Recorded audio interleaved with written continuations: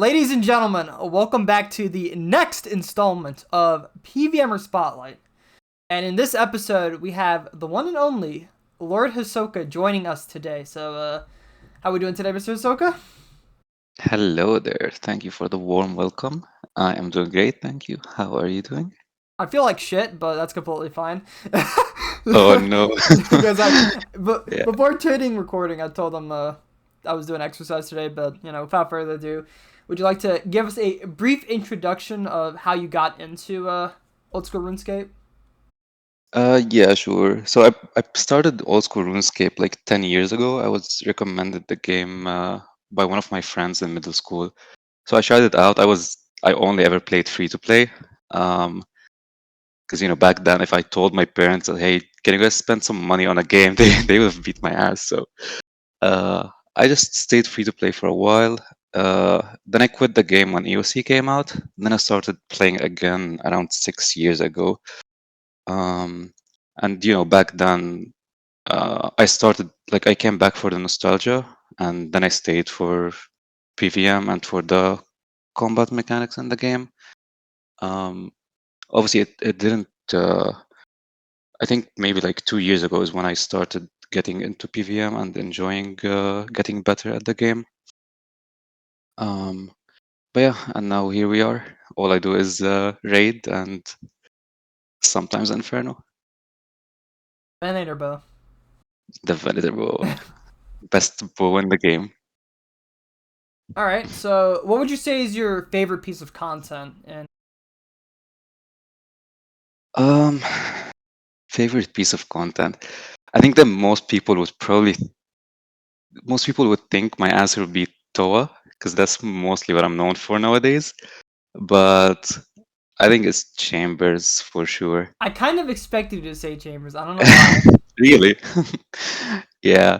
The thing about Chambers is it feels like um well, my favorite fight in the game, my favorite boss to do in the game is Olm. Like there's no question there. I think Olm is an insane boss. And I'm speaking about Olm solos, right? I'm not a huge fan of Team Olm. Yeah, I know, surprising for Bro, Sidonia 5-man CMs.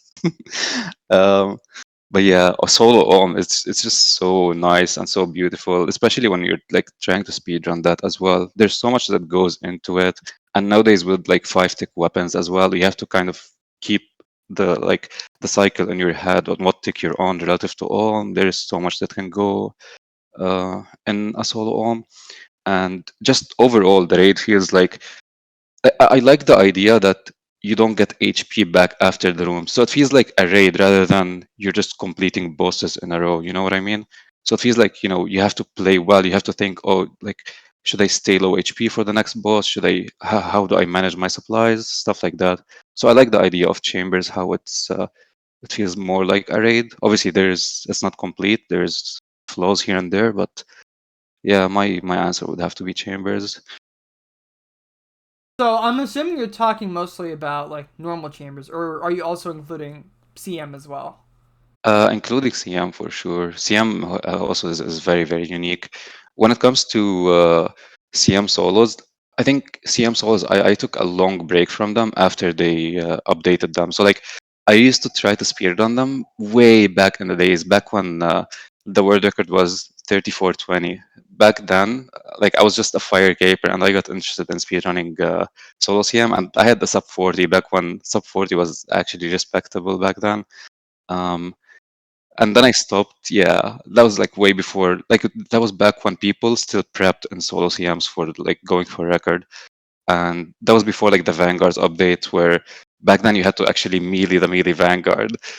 That was like God, the best DPS. Yeah, back then is when I speedran it, and like back then you would take a Serp Ham and blowpipe to Venom the Mystics as well.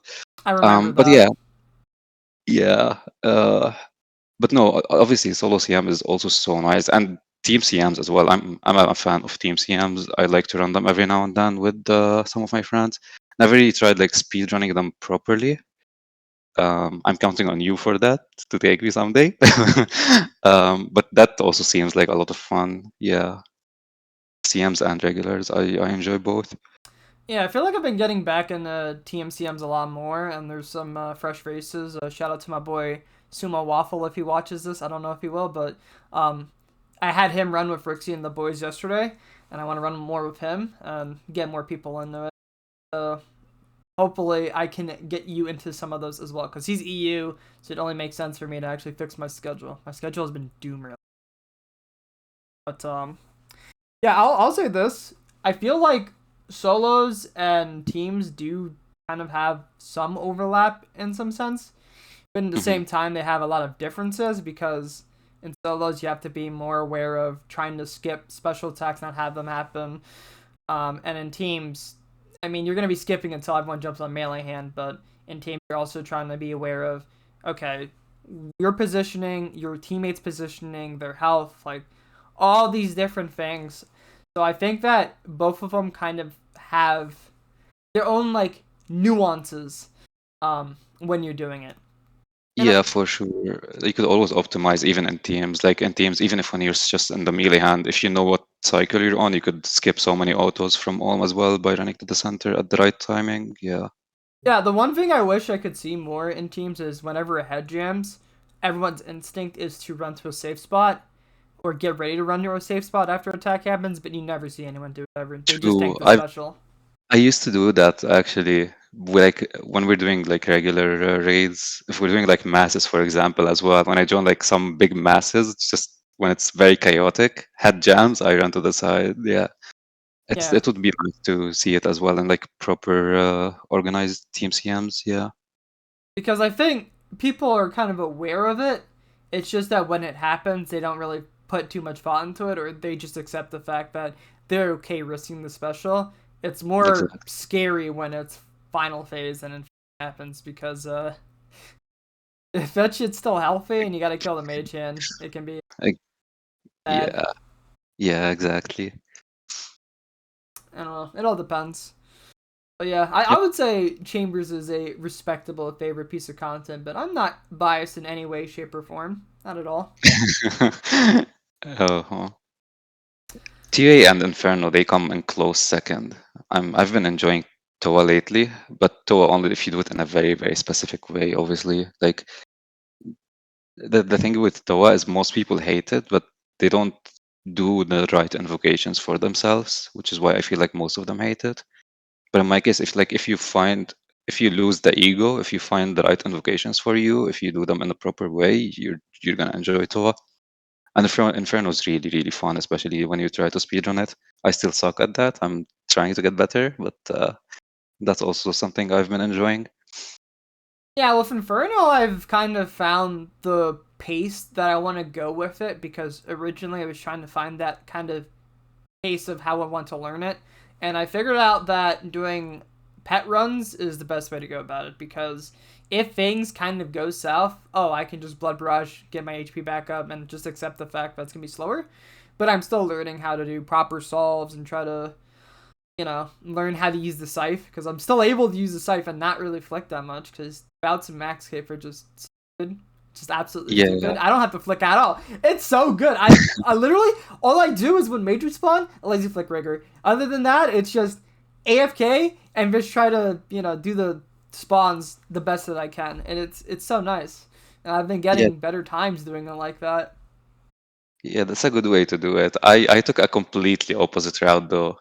In my case, I go like I don't know if you've seen my setups. It's like I take like I'm a complete new learner when it comes to solos, like Inferno speeds, and I started taking chins, scythe, and the Venator bow all at once, trying to learn them all at once, and I'm starting to, well, I'm theory crafting something which is south starting at the low wave, just because you get more Venator bow setups that way. So I've been trying to do all of this at once, which you kind of could tell I haven't gotten a completion yet doing that. My PB is like 60 minutes, which is very, very bad. But I've always been on like I think 51 pace, somewhere around that. But Yeah. I haven't gotten a completion because I'm trying to do all of that at once. But yeah, Try not to overwhelm myself anymore because I felt kind of overwhelmed when I first started doing Inferno because there was just a lot of things going on with like what to do on certain spawns, and kept dying. It took me 7 months just to get a sub 53, and now it's like I pretty much get a sub 53 on every run unless I get really fucked on the late waves. Then it kind of Yeah, slows down to like, yeah, worse. I keep getting 54XX, but it's like a low 54XX. But yeah. And the one thing I noticed is like when it comes to flicking the blob, all my Infernos so far, like if I want to just completely like flick the blob properly, I just want to alternate because that's the easy thing. But in Inferno speeds, you have to learn you to have to two learn tick 2-tick. alternate, and it's like it's fine if you're just doing it on your like on its own, but doing it while moving, while switching, and like getting it like as a like getting it to become muscle memory in your head instead of like having to think about it is very important. I still haven't gotten that down yet. I'm getting better with it, but the biggest issue is learning how to set it up when you break the line of sight of one of the NPCs. Like, let's say the blob's behind a pillar, and then you have the major if you want to step out and have it set up in 2-tick. I still don't know. Like, I don't have that feeling of when I should do it based on the major's attack, and that's what's cucking me. Yeah, that's also something like I don't even know the theory behind it or how to actually set it up, even if I know it's there. That's something I have to learn still. Yeah. Like, in theory, it's like either you want the blob to see you on the same tick that the mage does an attack, or it would be 2 ticks after. If you could do like the 2-tick behind a pillar and then you'd step out, then you'd probably know when you'd want the blob to see you. But Yeah. brain very small. I have to do a lot of practice. I just need to find the time to actually do it because I'm literally just setting runs and I don't put enough time into practicing it. I need to practice it.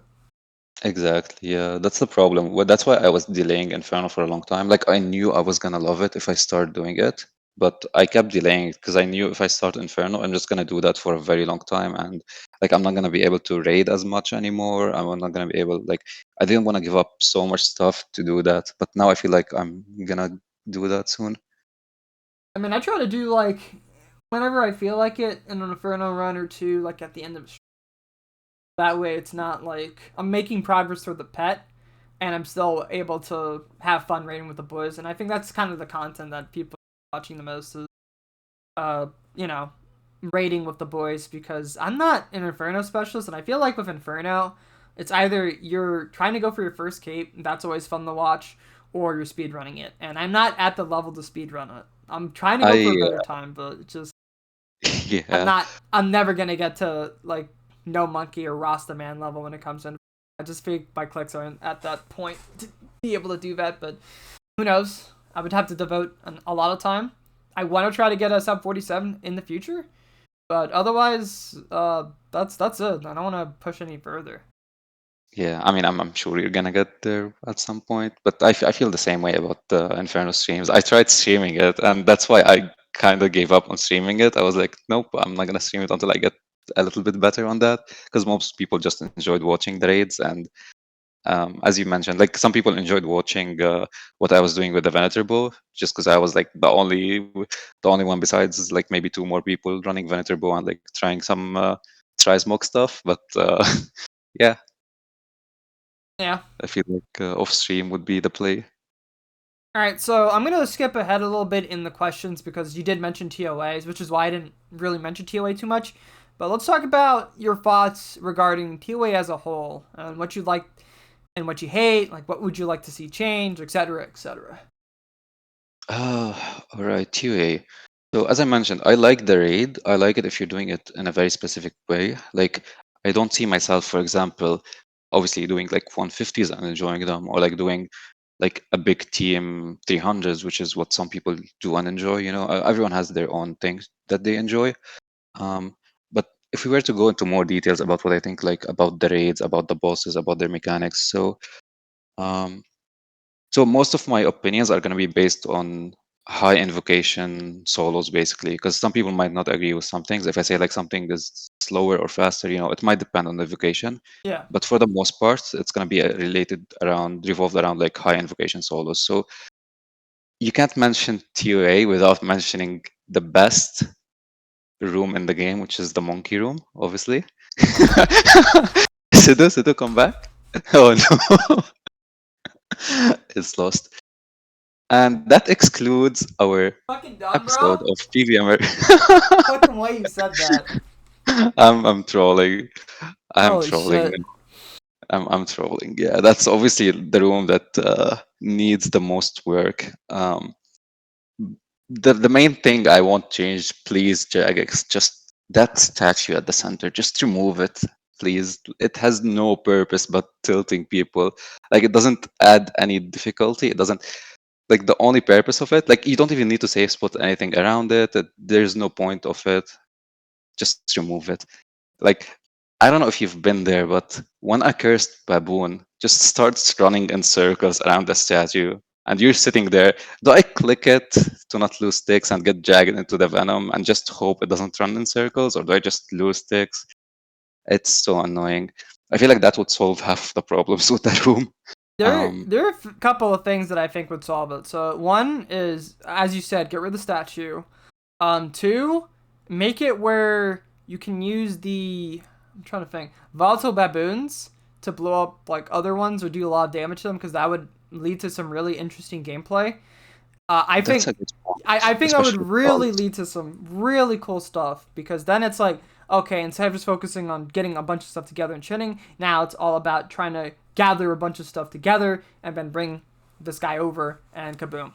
I think that would be True, kind of cool. And then I think the one thing that annoys me the most the is, spawns.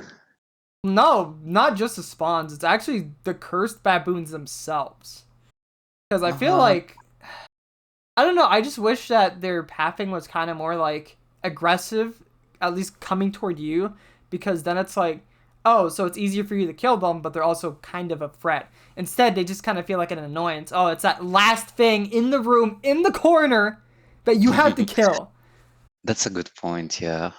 That would actually make it a better NPC. I agree with that. Yeah, I don't mind like their pathing, like the fact that they have like the venom pathing around them. It's really nice to you know um, encourage people to get better at pathing in the game. So I don't mind the way they split the venom path around them. But yeah, it's nice if they would follow you in a way or another. The other thing that I hate the most is the way the spawns are inconsistent. So like the first few waves, it's always the same spawn every single time. However, in the late waves, let's say in the very last waves, you can get sometimes 3 shamans spawned and like the rest volatiles. Sometimes you can get one. So like you're just getting punished for RNG. You're just losing 10 to 20 seconds every single time for no reason. On um, like why does that have to be the case? I get what they're trying to do. People compare this room to the Nilo room, and Nilo, obviously, as we know, it's not compared like in a good way, but the way the Nilos work is it spawns the same NPCs from the same sites always. The difference here is two things. So it doesn't spawn the same NPCs every single time, at least in the late waves, and it doesn't spawn them from the same location. I think one of these two is a problem, which is not spawning the same NPCs. I'm fine with the NPCs spawning from different locations. I think that's okay. It's not a big deal. But the fact Yeah. that you can get like a much slower time just because you got unlucky, that should not be the case at least. Yeah, Um, I mean, I know we're in an RNG game, and things aren't always going to go the way you want them to, especially with like, oh, so you didn't do a lot of damage, and sometimes you gotta adapt, right? And, like, especially in Nyla Room, you're gonna have to adapt if you didn't kill everything on the range wave, and there's gonna mhm. be a stall, or the other one where it's like you have a lot of stalls, and like this is duo Nyla, of course, right? Have that one big mage that's about to go pop, so trying to figure out what to do in that situation would be another one of those adapt or get fucked over type of situation. And I think that kind of shows a bit of mastery if you're able to overcome it. Otherwise, you might just get super unlucky and just have it happen anyway. That's just the nature of the game. Like zeros and hundreds. They're the nature Yeah, of the game. sure. But at the same time, right? I feel like it doesn't always have to be that way. And for them to add stuff that's just, they don't always have to add more RNG on top of the RNG we have to deal with, right? Especially if it's just going to cause unnecessary stress for zero. Yeah, exactly. Like unnecessary stress, unnecessary time loss, where like even if you play perfectly, even if you're still playing perfectly, you're just losing time no matter what, you know? That type of RNG, I'm not a big fan of. If they add something that could lose you maybe time on average if you play worse, then yeah, I'm fine with that. But if you're playing perfectly and still losing time for no reason, that's not really something I would like to see.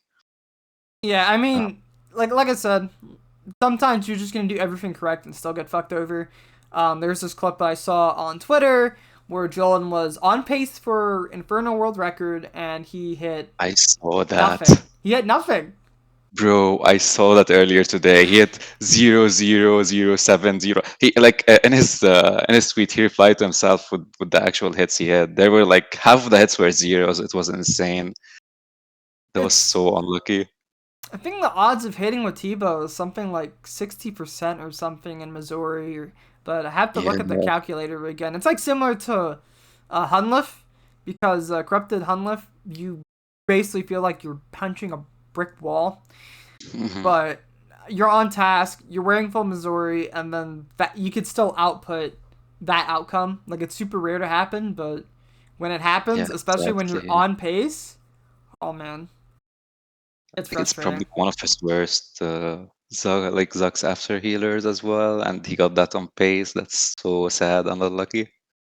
Yeah, it's like throw the guy a bone, give him a no set or something, you know? Yeah, Just give him a quick unbeatable wreck until a new comes out or new prayers.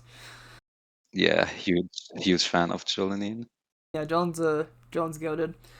But outside of Monkey Room though, what other Yeah. things would you like to talk about So regarding ToA? since we're already on the upmaking path, so there's the Baba room, right? And the Baba room, I'm not a big fan of the mechanics of the room itself or the way it works. Um, so I'm gonna get to red Xing. Obviously, I said like most of my opinions are gonna be based on like high invocations, where in my case you're just red Xing the boss the whole time, skipping all the mechanics anyway. Yeah. Um, So like the boulders that spawn like at 66%, 33% HP, this is nice. This is cool, like, right? Especially when you have like boulder dash, you're trying to skip. This is a cool thing to add. But besides that, the mechanics where like there's a boulder that falls on you, like you could just step away. There's like monkeys that open the sarcophagus. It's just an annoyance mechanic, if anything. And then there's like the rubble. You just have to run to a rock. Like it doesn't feel like a raid boss in terms of these mechanics. And the only thing that the boss does is just melees you for so much damage for no reason. It's very unbalanced with how much damage it does. Like we are forced to red X most of the time, especially if we're doing like high invocation. So that's not really nice to see. But personally, like I enjoy red Xing because there's so much more that can go into red Xing than people think. Like most people see, you just like drop a potion on the other side, click it, and turn brain off. But red Xing, you could do it. Well, some people have seen this, but you could do it without red Xing, without actually red Xing, if you path Yellow yourself X. correctly under him. Yeah, exactly. So you could do it that way. And there's two different ticks to do it on, and one of them like automatically even dodges that boulder that falls on the ground. Depending on the raid level, that's something like you have to look out for. Like for example, if it's raid level 2 or 3, if you're on the early tick, don't even have to dodge. If it's and same for level 4 and 5. But if it's under that, you have to transition from early tick to late tick. There's so many things that go into that as well. And with Red Axe, you could even kind of move the boss in any direction you want. If you like step out for the tick you're outside, then go under the boss. So it can be nice. It can be nice to like play around the red X, move around the boss. But obviously that's not how the boss was intended to be done, which is Yeah. the problem. Exactly. Yeah. Like it's fun to do and everything. There's so much cool stuff you could do with it. But I mean, the boss itself, you're just skipping all the mechanics. You're not really dealing with anything in the room. Yeah, I think that the approach that they were kind of going for with that room is kind of the kind of throw you into a state of panic, if that makes sense, right? At least with the mechanics they presented, you've got boulders that you have to run to, or you're gonna take a lot of damage. You got monkeys that are hitting the sarcophaguses, and if you don't deal with those, then you're gonna have Zuck fireballs coming out of the sarcophaguses. So It's it's annoying. like they want to make it feel like a room that's kind of scary, but at the same time, it's like I felt like the execution part of it was just bad, right? Yeah, this is very disappointing, really. And on top of that, you have with how stats scale, right? Baba's the one boss that scales so much with accuracy and the amount of damage that she does. To the point where, as you said, you're forced to red X, otherwise she's going to destroy you. Especially in the final phase when her attacks go from what is it, 6 tick normally? Yeah. 6 tick to 4 tick? Yeah, it speeds up. And the thing about it as well was I got my first 500 completion back before they updated the invocations. So it was harder back then. But at the same time, back then, we were not sure if red Xing was allowed or not. So I was so scared to even red X. I had to do Baba without red Xing. So like I had to start with Baba all the time. Most people were like starting with Akka because back then we didn't know how to do Akka properly, etc. But Yeah.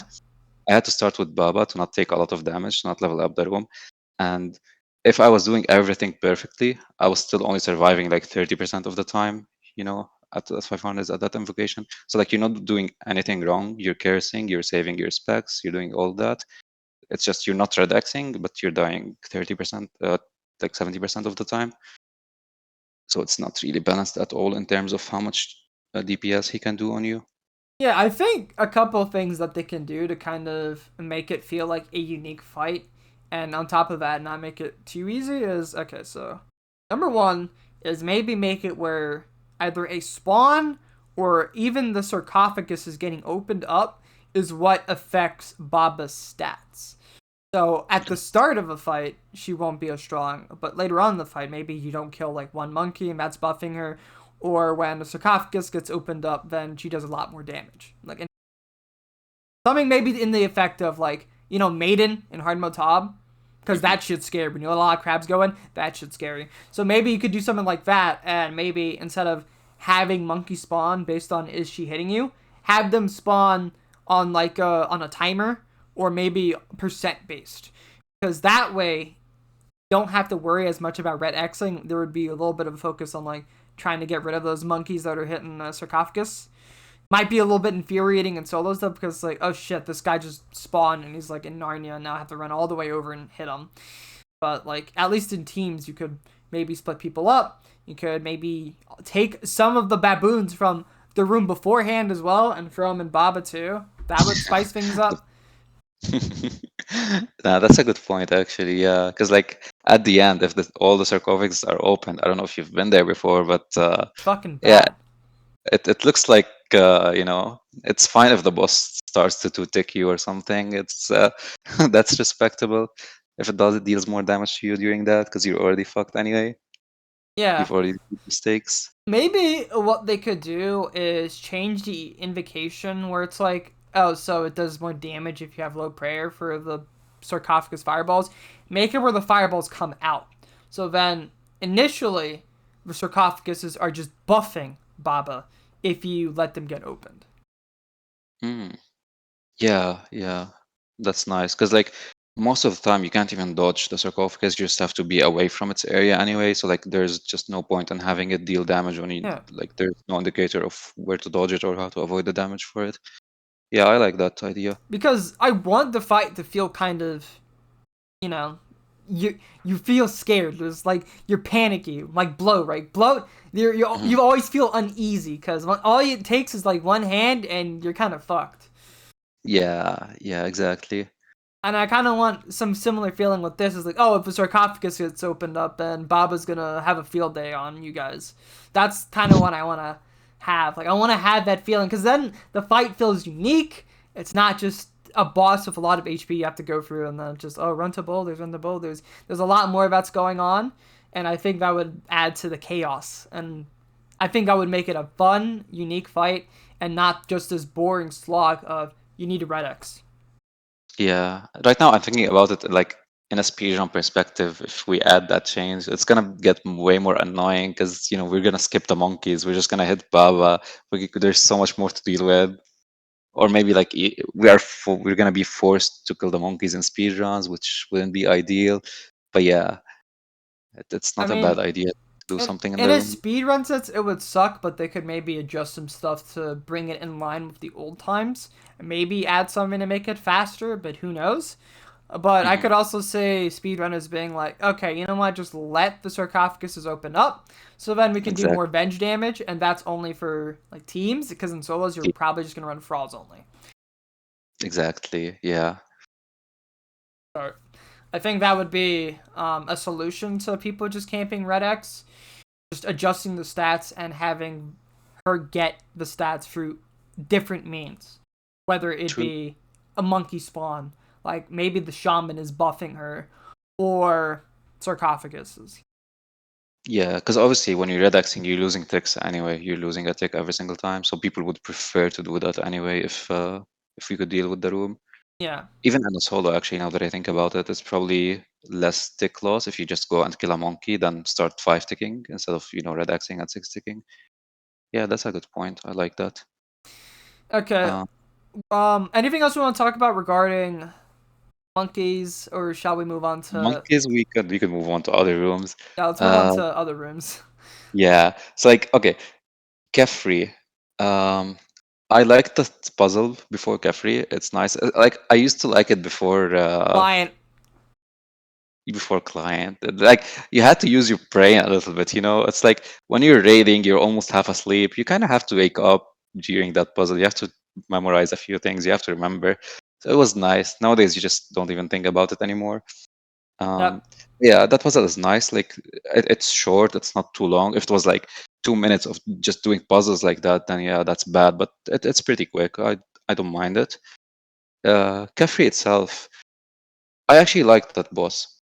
Yeah. Um, It gives me Zarpus it's very vibes unique. in a sense. Yeah, it's very unique. I like the dunk mechanic. I like in high invocations, you kind of have to be really good with the dunk, especially when you have medic on. I'm actually okay. That's probably gonna make you go out of your chair again, but I enjoy medic. Uh, No, because medic is I personally do not like medic unless I'm running it in teams, because in 400 speeds that is one of the invocations you can have on because it's really easy to deal with.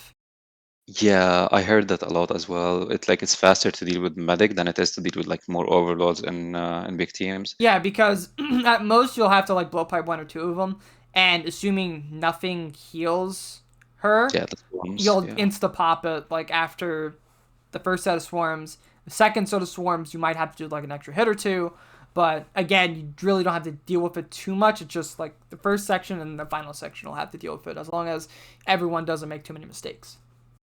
Yeah, normally like when I'm doing some like fan kit carries or something, or like when I'm doing pet morph carries, it's like I'm doing 1+1 medic, which still is really fun. Like it never gets close when it comes to the dunk. So it's really nice to try to manage the dunk as efficiently as possible while trying to also do medic. Because at the end of the day, the fight is just you click the boss and you dodge the explosions, and it's not really too hard to do that.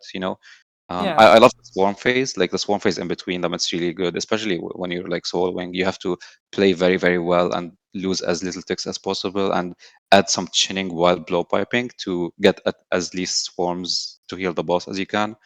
So While that's really dealing nice. damage. Exactly. Um, yeah. So I really like it. I feel like maybe if medic didn't spawn stuff as often or something, it could be like it could be even nicer, just to not lose you a lot of time, because that's like the one problem with it. And solos, at least, it loses you so much time. It's like, I don't know, maybe 30% of your DPS gone just by having to deal with medic. But besides that, like it's really nice, you're dodging stuff while also having to think about, oh, well, I know that the next swarm is gonna spawn from that side, but in maybe one auto, I'm gonna have a dung. So like you miss a hit to go to get that swarm to get back in place for the dung. You have to kind of think about it. You have to kind of do something besides just hitting the boss and dodging explosions. So Yeah, because when I was trying to go for my 600 clear, I let so many in because it's like you have this one that's on the other side, and I'm like, oh exactly, shit! So my fucking chin's not gonna reach it in time before I get dunged. So yeah, it was yeah. frustrating. Yeah, that's one of the things I try to look out for as well, like knowing where it's gonna spawn and when I'm gonna get dung next and how many autos. That's something I try to look out for to deal with that situation. And there's something that most people don't really know, which is if you hit like the scarabs that just are always there and range you, the ones that spawn from the eggs, if you chin them, like when I get pushed back, if you chin them or if you hit them, it's gonna spawn less dung on your character. So it's gonna allow more, like instead of the dung spawning, it's gonna have eggs spawning in some Yeah. cases. So it's gonna make it easier for you to deal with the fight. And the other odd thing too is if you constantly just let it spawn dungs over and over again, it'll happen like one attack less too. So it's beneficial to kill off the swarms if you don't want to have as much dung in the room because it's like I think it's like 5-6, 5-6. But Yeah, that's only with medic. I could be wrong, but otherwise it's like every 5 attacks. You don't yeah, deal with the swarms. You have the cap of 6. yeah. I don't really know the exact number. I just go off feeling. I have a feeling of when it's gonna happen usually, and that's how I do it. But yeah, it's something around 5 or 6. Yeah. Yeah. Um, Because medic, outside of just that swarm, does some really weird stuff with every range uh, regarding her attacks. Like how many attacks it takes for her. Like right at the start, she does one attack less before she dunks you. true. Yeah, I'm not. yeah. I've noticed that one. I don't know why that's the behavior, but spaghetti code. Yep. Jagex as always. Unless they Uh, intended for that, then like props to them. But I don't know. It didn't say anything like that in the description of the invocation, so I don't know about that one. Bro, half of the descriptions are so bad. It's like some things that are supposed to happen don't really happen. Some things that aren't supposed to happen are happening, especially with like the wardens and stuff. But yeah, We'll um, get into that eventually. Talking about mhm. wardens because I have a couple of things to say about them. You're the master of the wardens. I know a bit, um, but definitely not the master. Um, but staying on topic, I think one thing I wish I could see more of are, the beetles. So like those scarabs that you see in the room, like the spitter, the major, and the mailer. You only see them during those waves where you have to deal with all those swarms coming in. Why not have them spawn periodically with maybe an invocation, right? I thought that would be cool because they only appear for those parts of the fight, and that's it. So you want them to appear like on a set timer or something instead of appearing after proccing? Could be a set timer, or it could be they could change the invocation for it's like it spawns more eggs. Change it to just have one giant egg, and if you don't deal with that, then it spawns like one of them, and that could Oh, lead to problems. maybe. Even though I'm not the biggest fan. Like if you were to ask me what's my most hated invocation at Kefri, it's probably gonna be more overlords, which is, spawning more of them. Because it slows you down. Exactly, because it slows you down. So like I don't know if people would enjoy invocations that straight up is gonna slow them down, or like especially with the arcane and the way it works as well. Like if it spawns another arcane, I'm sure a lot of people are gonna be tilted as well. The arcane is probably one of the worst things at Imagine Kefri. two arcanes in the room at once. Dude, just teleport out at that point, Or honestly. it randomizes the spawns. So instead of it just being like the set overlord spawns, you have the chance of like three arcane spawning. Oh my god. Yeah, that's insane. And the arcane, I don't know, it shouldn't deal that much damage as well. It's so weird with how it deals. Like I get that you could pray against it, but if you have quiet prayers on, for example, which is, an invocation in the raid, if you have quiet prayers on, you're just gonna take like a 60 anyway, even if you're praying mage.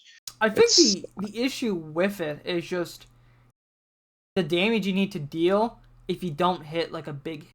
I think in solos, it's like you need to hit like a 39 or something. I'm not sure how it scales up the max hit, but yeah, if you hit like a 40 or above, it teleports, or if you do four hit splats on it, it teleports as well. oh, That are is not it zero. guaranteed 4 hit splats and it jumps? Yeah, yeah. Either that or if you hit above 40 or above. Interesting. But yeah, it's like there needs to be a more consistent way to make it jump because what if you just miss all your hits, right? Exactly. Exactly. That happens every now and then as well, especially when you're doing like duos or like trios where in duos, for example, we have one person on the arcane, other person is like trying to get the swarms, to save some time in the room, have Kefri heal us. And sometimes if they miss, it's a big problem. Because in a duo, I think it's one or two extra hits, one extra hit splat, I think, over solos. So Yeah. it's kind of a thing. It's less annoying now with the Void Waker because like you would kind of save your spec. If you see yourself missing a lot of faggots, you could spec with it just to see if you could hit a huge number or at least get that consistent hit splat in. But yeah, I would like the arcane to be adjusted slightly. At least its damage I feel shouldn't. like the arcane is one of those, RNG elements that is just not fun to deal with type of Exactly. enemy. So I think that could be adjusted slightly. I know things haven't really been touched in ToA for so long, but you saw it with Zora. I don't think it's never too late to make change, even if Yeah. it's like 3 years late. I mean, didn't they change chambers after 10 years? We got an update where We we got have a another chest update. now. Yeah. Yep, we have a chest, which I don't get the point of. It's nice for like self scouts, I guess, but It's really good for self scouts, and then for CMs as well, we have a new spot to bank from. I think it saves us a few ticks. All right. really, yeah, yeah, that's a good point actually. That chest at the end. I still haven't done chambers after the update, but yeah, it I seemed did very close. I did one session with the new chest, and that was just Mian Shin. It was alright. I mean, it's not game changing. It's just really nice, and then your prepots also last longer because you prepot inside the rate too. It's just Ooh, if your muscle memory from potting it 3,000 times makes you go to the bank chest, then you're gonna get flamed. And I I got feel like flamed that's gonna be many me. tips. Oh, I feel like that's gonna be me for sure as well. Yeah. Everyone just laughs if they see him going to the tent. Ha ha, he's going to the old chest. Ha ha. It's a Yeah, habit. yeah, for sure. It's gonna take me some time to get over it as well. Like I still remember when I was doing some like solos as well, solo CMs. They made the update. So back in the days, if you leave the raid, you don't get your spec recharged back to 100. So Oh I yeah. grinded out. Yeah, I had to grind out the desert elite in order to get a fast way to get my spec back. So every single time I would leave the raid, I would go to the desert. I would click on the thing. It tells me like, oh, your prayer is full, your spec is full. And I would be like, oh shit, they updated that, didn't they? So it took me a couple of days to get used to it again. But yeah, I think my solution at the time was to have an alt plantation outside to just spec transfer myself because I had the accounts for it.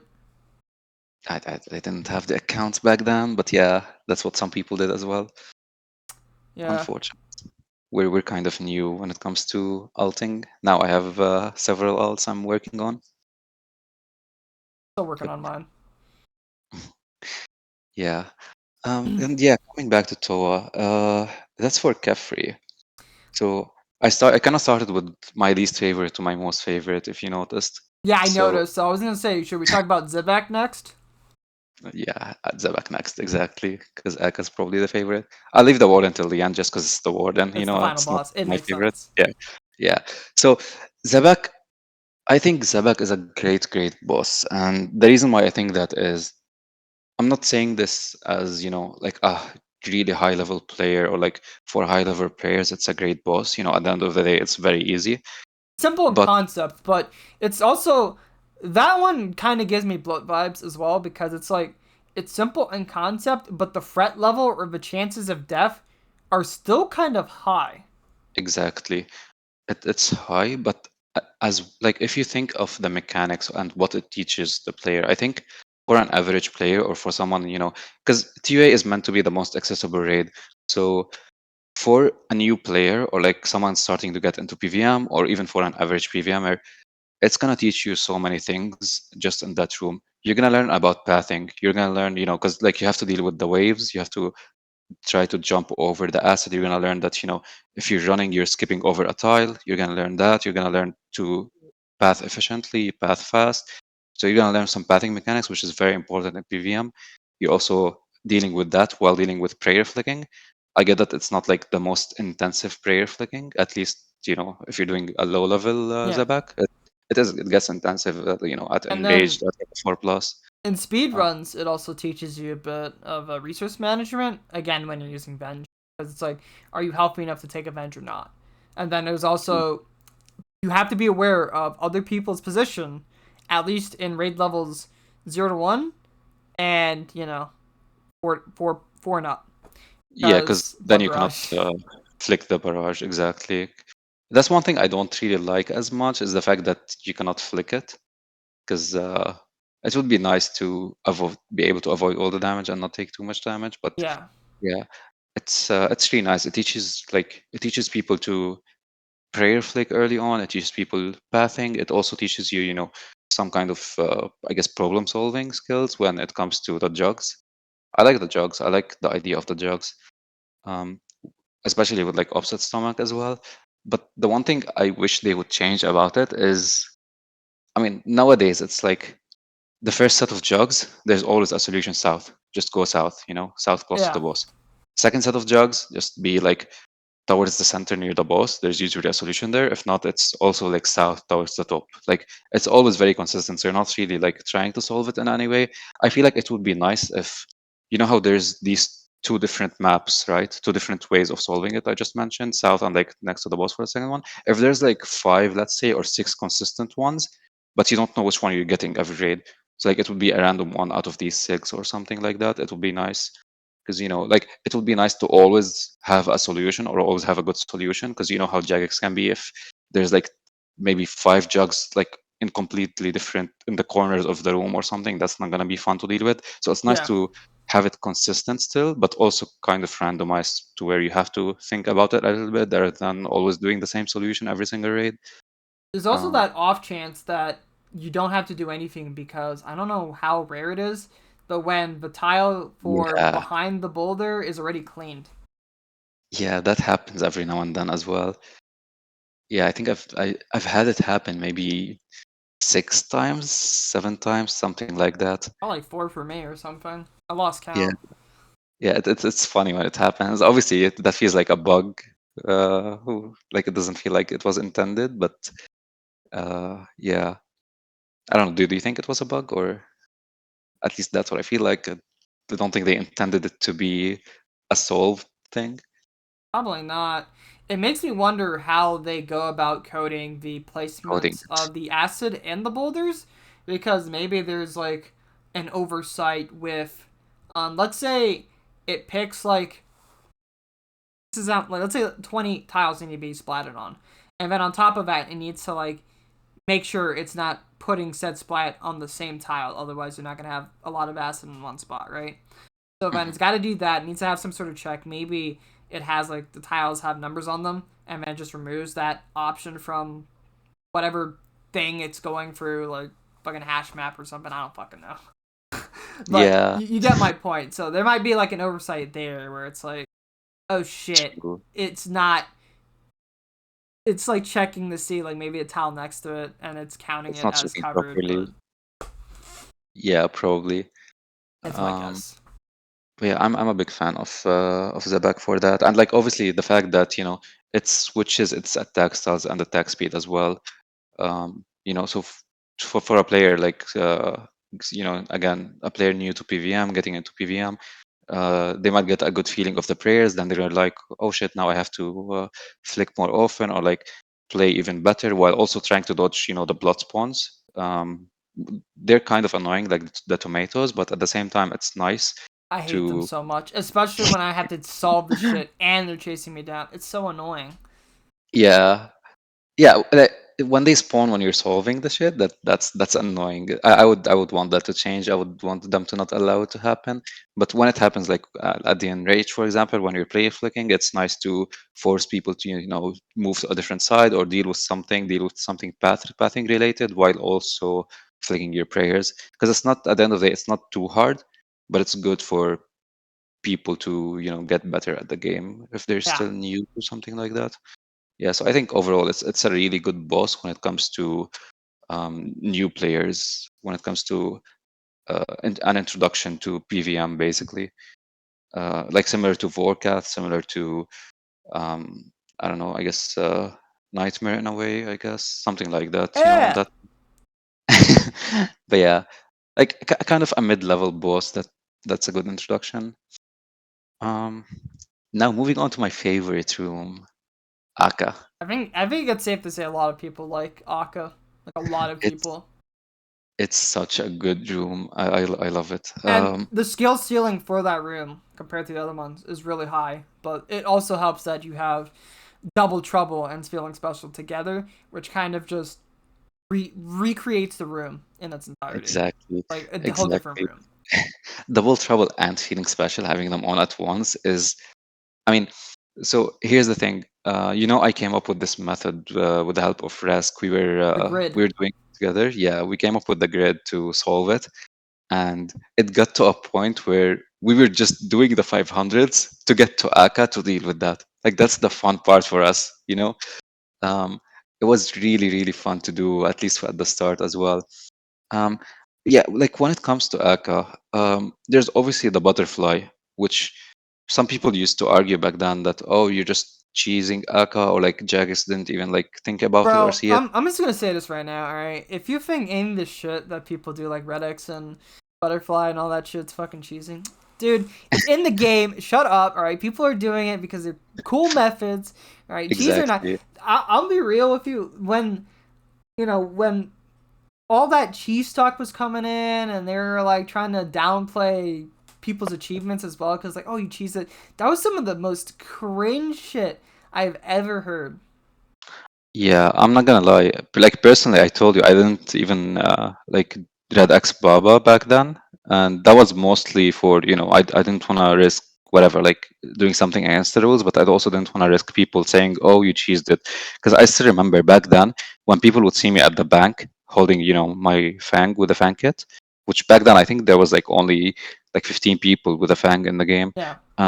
When people would see me, they would be like, "Oh, did you also cheese it and like skip Double Trouble? Did you also read X Baba?" And I would just tell them, "Go to YouTube and check my video. I did not skip like Double Trouble thing special. I solved it at the center, and I did not read X back then." So like, there's a lot of people who were down achieving people because of that, which isn't really nice to see. Yeah, Like I it's in mean, the game. I have a philosophy. Maybe it's because I'm a part of Summit, but I have a philosophy where if if it's in the game and it's not like if it's not something that you can get banned for doing, then it's fair play, right? As Exactly. I totally agree with that. long as it's I, not like hard bug abuse where you have something that's able to one shot a boss, you're just completely skipping mechanics, or you're just breaking it. I mean, I know there's a lot of instances of skipping mechanics, such as Muspa shield skip. And you could probably say like, oh, that's bug abuse, but it's a gray area, right? Because mhm. when something like that comes out, you kind of have to wait and see what Jagex says or does, because if they say they do nothing, then again, it's on the table, it's fair play. But if they say something, if people are getting banned for it, or they make the change to the boss, then it's no longer fair play.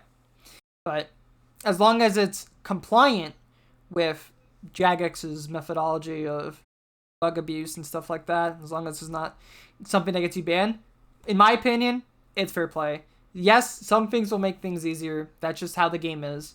As like Justy and Inferno, but that's just how the game is. I think there should always be a lot of options to tackle a problem, whether it's Yeah, different ways of fighting the boss, different weapons you can use, etc. Like the list goes on, because you could kill Zuck with your Measly Twisted Bow, or you could pull out the Vengeance Spellbook and kill it. And I think that's where things can get kind of interesting. Um, exactly. It's really nice to see, some yeah, innovative methods, some new stuff. It's not always, the same exact thing always, like the same meta you have to do it always. It's really nice yeah. to see different methods, especially like if you're doing it with some constraints and stuff. Yeah, I totally agree with that. I Um, don't ever want to say like, okay, so one method like Red X. I will say Red X kind of trivializes Baba a bit. It makes the mm, room easy.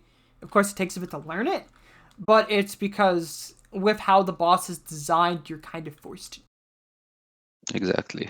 So that's just how it is sometimes. I kind of wish it wasn't like that, but it's just how it is. Obviously, there are going to be some players that have an opinion of it's straight up cheese, but it just sucks when that opinion ends up becoming like the thing that everyone starts saying, like, oh it's cheese, and it just downplays achievements. I think that sucks. I think that really sucks. Yeah, I'm glad now people don't think like that anymore. Especially when everyone just tried access nowadays. Like even personally, when what I did was exactly what you said. I waited Jagex. I waited till they saw people redaxing. I waited what they had to say for like a week before I started actually redaxing myself. I was like, okay, Jagex didn't say anything. No one got banned. We're fine to redax. Let me just learn it right now, and that's exactly what I did. Um, but yeah, other than that, at Aka, I feel like the butterfly. I feel like they intended for something like that to be at Aka, which is Think so. surprising for most people. That's the thing. Yeah, like when you think about it, right? They're gonna play test the boss. They designed the room to be small like that. They designed the quadrant to be small like that. I feel like at the very least, if they didn't think of a zero tick loss method, zero damage, at the very least, they thought about something where you're gonna be doing 4 or 5 hits, but only tanking one hit from Aka.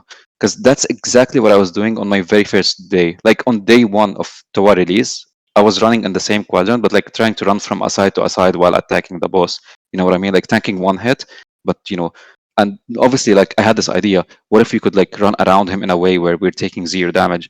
Like back then, I was thinking about it. I was like, okay, I'm pretty sure I can do it, but I'll have to lose ticks here and there. Yeah. So if on day one, like most people thought about that, I'm sure Jagex also thought about it, and that's why they probably made the quadrants that small in the room and like the room kind of small in a way.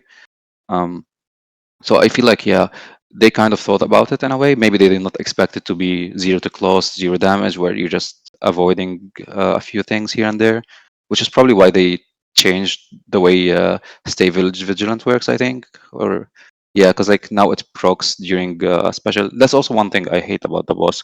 I'll get back to that in a second. But yeah, um, Butterfly is something really cool. I enjoyed learning it. Um, Also, that's something I should tell people. When I was going for my first 500, I died so much at Aka. It's insane. Like, if you look at my board back then, I lost so much money. It got to a point where I swear I had to sell. I remember I sold like my BGS. I sold my AGS. I started selling stuff to afford the 500Ks for my chest to reclaim my gear back. And I'm so glad I kept going and I didn't give up and I got the 500 completed back then. But that's how much it took. I died to Aka so many times, whether it's like double trouble or like having to deal with the keep back and stuff. Which, by the way, I hate keep back. Keep back, I think, is an annoying mechanic. Um, I feel like it would be fine if you're praying against the melee attack, you don't get damage from it or something. I feel like that would be fine. But you just take so much damage, especially if you have like quiet pairs on and you're dealing with keep back. Yeah, it just treats it like an actual melee attack and not like Exactly. anything other than that. But it would be cool if you could just flick it and you wouldn't take as much damage. Yeah, as much damage at least. Just make us take less damage. And like the fact that, if you're stepping out, like I guess if you're doing a team raid with double trouble, you can't always step out when you get the special where it's the explosion and the orbs. You have to kind of stay there, sit there. I was actually theorizing something about still stepping out and like moving around the boss in a way to dodge the orbs, but yeah, most of the time you're just gonna sit there and flick melee and flick ranged, or even if you're dodging, you're still forced to lose a tick, so you're six ticking with the fang instead of five ticking, which isn't really nice. And it can catch you off guard every now and then. If you're pathing in a weird way, or if you misclicked something, you're just gonna get meleeed. You're like, oh, I'm fine. I don't need to pray melee, but nope, you just get meleeed at 60. I know if Um, you have a 4-tick weapon, there's a way of doing it to not lose ticks, but obviously if you're not using a fang, your DPS is down by a lot. exactly. Yeah, exactly, because it does the attack every 6 ticks. Um, But yeah, keepback is probably the one thing I'm not a big fan of. I don't mind it being there. Maybe like a very small slight change, like you said, if it deals less damage when you're praying melee, that would be nice. The other thing that I wish they would change at Aka is the fact that it can swap its attack styles when it does any of the specials. So I get the point where if you mess up, sure, if you get meleeed while butterflying, yeah, have a chance of swapping. But the fact that it can swap when you're doing zero mistakes, that's kind of annoying. Um, so I don't know, it makes the room inconsistent in a way, especially when you're trying to go fast in the room or like speedrun or play it consistently in a way or another, whether you're doing like perfect aka, so it's easier to keep butterflying or not, things like that. Yeah, I'm not a big fan of being punished for no mistakes. I think But besides, the issue of that would be, or at least to fix it right, is either A, you would make it where at least for the first two, as long as you take no hits, no guarantee of it. Maybe at least for the first one, no guarantee, and then the chance up the more it does it, right? That might mhm, help, or making it where the DPS of melee and range is kind of on par with Shadow, assuming you're like in max gear in both departments, then it wouldn't feel as bad as if it changes. The issue is if it just is in the bin, Shadows and the boss, and that doesn't feel exactly. good. Exactly. Yeah, it's very annoying when it changes. You're just getting punished, losing time, losing, using DPS in some cases if you have keep back on, using health in some cases with keep back on. Um, so that one is not really nice. But besides that, the room overall is a great room. Um, Butterfly, I like the idea of having the shadows there. Maybe the DPS check thing isn't the greatest thing. Yeah, If but you have, we have a you could solution skip it. for it, so Exactly, you could skip it, and they kind of allowed that now, so that's not a big deal. Um, and obviously, we cannot go about Aka without mentioning the final part, which is probably my one of my favorite nowadays. I used to hate it, I but hate it's it. actually so nice. Like getting to a point where you're almost consistently taking zero damage there is so satisfying. That does It's feel really nice. good, but it's like it feels like sometimes you have to take damage and lose no tip. If you want to lose Lutex, yeah, sometimes it can get tilting. Like sometimes on stream, I'm like shit. Like I'm looking at everything. Like every single time, I try to decide. Like, okay, I want to attack from this side. I know for a fact that if I were to attack without losing ticks, I would have taken damage no matter what. That's annoying that you have to take damage sometimes. But it's also nice to, if you're just doing like perfection of hit, for example, or like if you're very low, if you're trying to do like a 600 or like some weird challenge where you have to try to take zero damage from the balls there, it's really satisfying when you're doing it perfectly. I'm a big fan of that in Aka. Um, and yeah, if you want, I could mention how we came up with the double trouble and feeling special, the grid method as well, because back then like Reska and I were trying to speedrun 500s back then, and we did not have that invocation on, right? Because back then there wasn't really like a solution for double trouble. There was the obviously a zigzag solution, but we both didn't really enjoy that or like it, and we thought, okay, it's probably gonna lose the sticks, and it's gonna be weird like having two people zigzag, and we both never really done it before. Both of us were always like doing the middle solution when we're doing solos. So we weren't the biggest fan of zigzagging, so we kind of had to come up with a method for that. I think there were some people who were also learning like high invocations. They tried for a couple of days to come up with something where both people are middle solving, and they came up with something, but it wasn't too consistent. So we were like, okay, let's do this. We have to think about it. I still remember it was like 8 a.m. for me when we were theory crafting that, and we just started like drawing random tiles outside the raid room. We just started like picking tiles for each others and theory crafting there. And then the next day we went into the room and we got the method down. And we weren't gonna release it for a while. We were like, okay, like I don't know if it's gonna be useful for people or people are gonna enjoy this or not. Then we were like, okay, shit, let's just release it. And after 2 weeks of coming up with it and doing it for a while and getting better at it, we decided to make the guide on it, and it's actually nice to see that a lot of people have used that guide and have used the grid, and they're a lot of people got their first 500 as well. They were telling me that they used the grid and it helped them a lot. It saved them some other invocations they would have to deal with otherwise if they didn't have double trouble on. Because double trouble, when you think about it, it's 20 invocation points, A and it lot. doesn't add, yeah, it's a lot, and it doesn't add like any difficulty in a way where it's losing you supplies or like losing you damage specifically in a room, if you could deal with it properly. So it's a really, really good invocation to have on if you can deal with it. So yeah, that's why we also wanted to have it on during the speedrun 500s, right? Because it doesn't lose us time. It's just something that we have to learn to deal with. So yeah, that's why we came up with that method, and it's really, really cool to see. And like, I don't know if you've seen this, but like seeing 4 people do Aka with Double Trouble on, Phoenix Special on, and 4 of them are using the center solve as well. Like we're I've not never seen that. using it. Yeah, I should send you some of the clips of that. It's That's so insane. satisfying. Yeah, it's so satisfying. Like having people run from different sides and not like getting orbed, doing it perfectly together in sync. It's so nice. Yeah, just having Uh, that grid helped me immensely for Akka and my 500 solos. I feel like maybe once in a while I'll take an orb, but I'll just be because of my pathing in the middle. But otherwise, getting to the middle isn't as problematic as before. exactly. You just click twice and you're already like at the center without having to do anything. Yeah. And on another thing, it helped me with. That's like something I wasn't expecting is in the final phase, it kind of helped me as well with how I was bathing in a way or another. Like it could help you tell where the balls are in a way. Like you could tell in which row they are. You could see the rows better in a way when you have the grid on. It kind of adds like a background to them. I feel like it helped me there as well.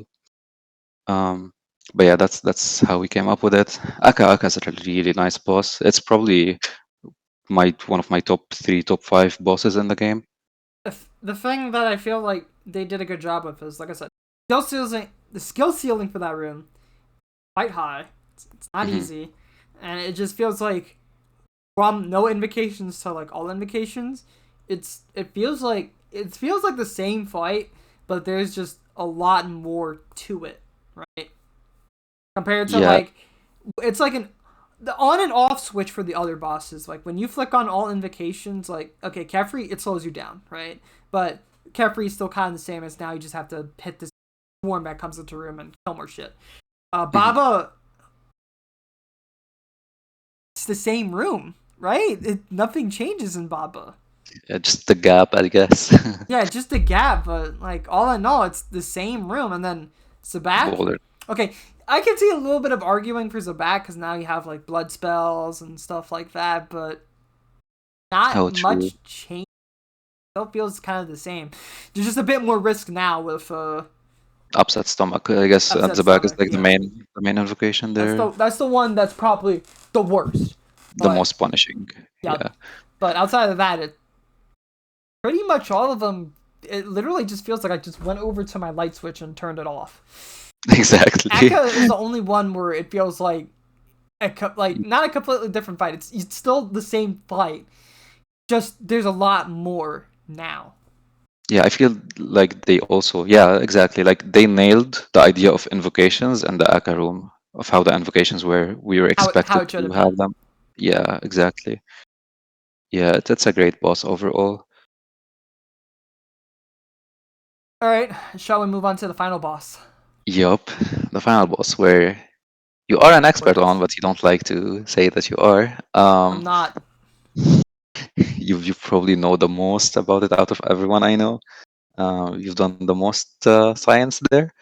But yeah, I can't just like ignore some of the science that people like Coke and Pan did because I wouldn't know about the whole damage thing without his knowledge. Because Toy pointed me his direction. I asked him, and he gave me the info regarding how it works, not the exact formula, because not even he knows about the formula. You'd have to do so much testing to figure out like what yeah, the formula is based on, like MDR and your accuracy. But otherwise, I don't know. I really wanted to make a guide at some point, but it's so time consuming. Cause once I actually made that Muspa guide, I realized that was only like what 7 or 8 pages of script. On top of that, I had to do the same thing for a 40-page document, and then I'd have to get video clips for 40 pages, and I'm just like, oh, it's too much. yeah. Exactly. That's why I don't really do guides unless like it's double trouble method guide because that's something we came up with. But other than that, I'm still bad at editing as well on YouTube. So I actually Yeah, I had get that. I had an epiphany, um, like a night or two ago. I think it was like I was trying to sleep, and either in my sleep or just like while I was trying to sleep, I had like an epiphany. I was like, "Oh, I have all this information, like 40 pages of warden info, but I still want to get to people." And at first, I was like, "Okay, I'll just publish a document and make it public." Hmm. But then I was like, I could still make a video out of it, and it won't be as time consuming. So I was thinking of doing like a did you know type video. Like, you know those videos where it's like all those did you know videos and they include all those facts and stuff. I was thinking of doing something like that for Warden Oh, because I'm pretty sure there are a lot of facts people don't know about regarding the Wardens with some of the differences between them, or how Red Curious works, etc., etc. I could go on. Like you already seen some of the stuff I put in that document. So I was gonna yeah. take all that stuff and put it in there. It just not include all the information of like all the tips and tricks and the plugin configuring and all that stuff. I was just gonna mostly talk about, um, you know, some of the small things people might not know about regarding the wardens and some of the stuff like how insanity affects the wardens too, which is interesting. I wish it did more, but it does a lot more than people realize still. Yeah, that's not a bad idea actually. That would be really cool because that's Yeah. also gonna make the video kind of short in a way. At most, it'll be like 10 to 15 minutes. I'm probably gonna do that. I think that's a great way to put out the information that I worked. What was it, like? It was like a month of research or something. Yeah, yeah, you work so hard for that. Worked so hard on that script and I never did anything with it. I was so sad. At least I'll be Yeah. able to do something now. But it's a bit of a sidetrack. We could start talking about the actual boss itself. Yeah, so the warden. Okay, P1, obviously, there's not much going on there. I'm not a big fan of P1. You're forced to take damage for no reason. You're not really dodging anything. You're not really doing anything impressive when it comes to like a mechanic at the boss. I don't know. I'm not a fan of P1. I get that they tried to copy, I guess, the first phase of Verzik in a way, but even then, like I think the first phase of Verzik is still better. It's still nicer. There's Uh, a lot more to it, and the Hado P1 method, which has been augmented thousands of times over now with five mhm, mans and all these crazy new methods. exactly. There's a lot of depth to that P1, whereas with this one, there isn't really much depth. It's just spec it, kill it, and hope that your DPS is good. Otherwise, take damage. That's it. There's not really Yeah, much else to it, and it's like, all right, tank a couple of skulls, just sit in the far back and just long range the bitch. exactly. Like if anything, I kind of came up with an idea once, which isn't really gonna save you that much time or isn't really gonna help you as much. The idea was simply, you know how the whole thing is to the whole idea of the skulls, tanking the skulls on the sides, is to off-tick the skulls, right? And like make sure that you're getting the one that you want spawn. So one of the ideas I had was to, if we're doing like um, a very high invocation with lots of people, we could have people sit on both sides, tank both sides of that. And what that would cause is it would cause a delay with how many balls are gonna spawn at the end, because you know the balls you're gonna take damage from them. So you would tank both sides for a while. Then one person would off tick at some point to make sure we could still dodge everything. But that's I guess one of the very very small few things that you could do in the room during that phase. Um, Overall, I think it would be more interesting if it was like a proper phase similar to P1, P2, not You like a could scrap P2 it. specifically. I feel like you could scrap it and people wouldn't be upset. I agree with that. Yeah, Yeah, you could you could, you could literally get rid of it because like look at Ohm, right? Ohm doesn't have a P1. It's literally you're exactly, thrown right in. That's it. exactly. Yeah, of course, it has a final phase and an enrage phase where there's some differences. But other than that, like there's no P1. They could have literally thrown you into P2 and P3 and call it a fight. They didn't have to like stack three phases together. Um, I mean, they could have again made changes to it to make it more interesting, but it's just again, it's one of those. It's like you have bad RNG, you take damage. That's not fun. It doesn't feel Exactly, fun. It feels punishing for zero. exactly. Yeah, that's the main problem I have with that phase. I think Um, there needs to be less shit where it's like if you get DPS, like chances of DPS checks, unless there's some sort of counterplay. Yeah, there is counterplay. You just take it with your Kiras, right? I mean, I don't know. I feel like there should be like actual counterplay, like the DPS skip at Akka, DPS skip, which was not exactly. intended. Probably, it probably wasn't intended, but they decided to bring it back after they made those weird changes and got rid of it. Yeah, and they brought it back in a weird way still, but Yeah, yeah, because it's not. It exactly. wasn't the same way. Yeah, I think it was like a tile upwards more or something.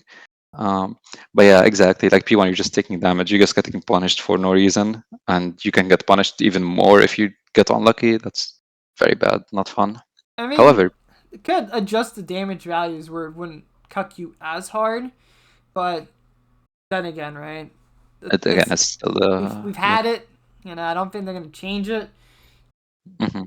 Future reference, if they ever make raid bosses, Don't make a P1 like that. they'll make a Pilon like that. Have some depth, right? Berserk Exactly. felt very unique. It felt very unique.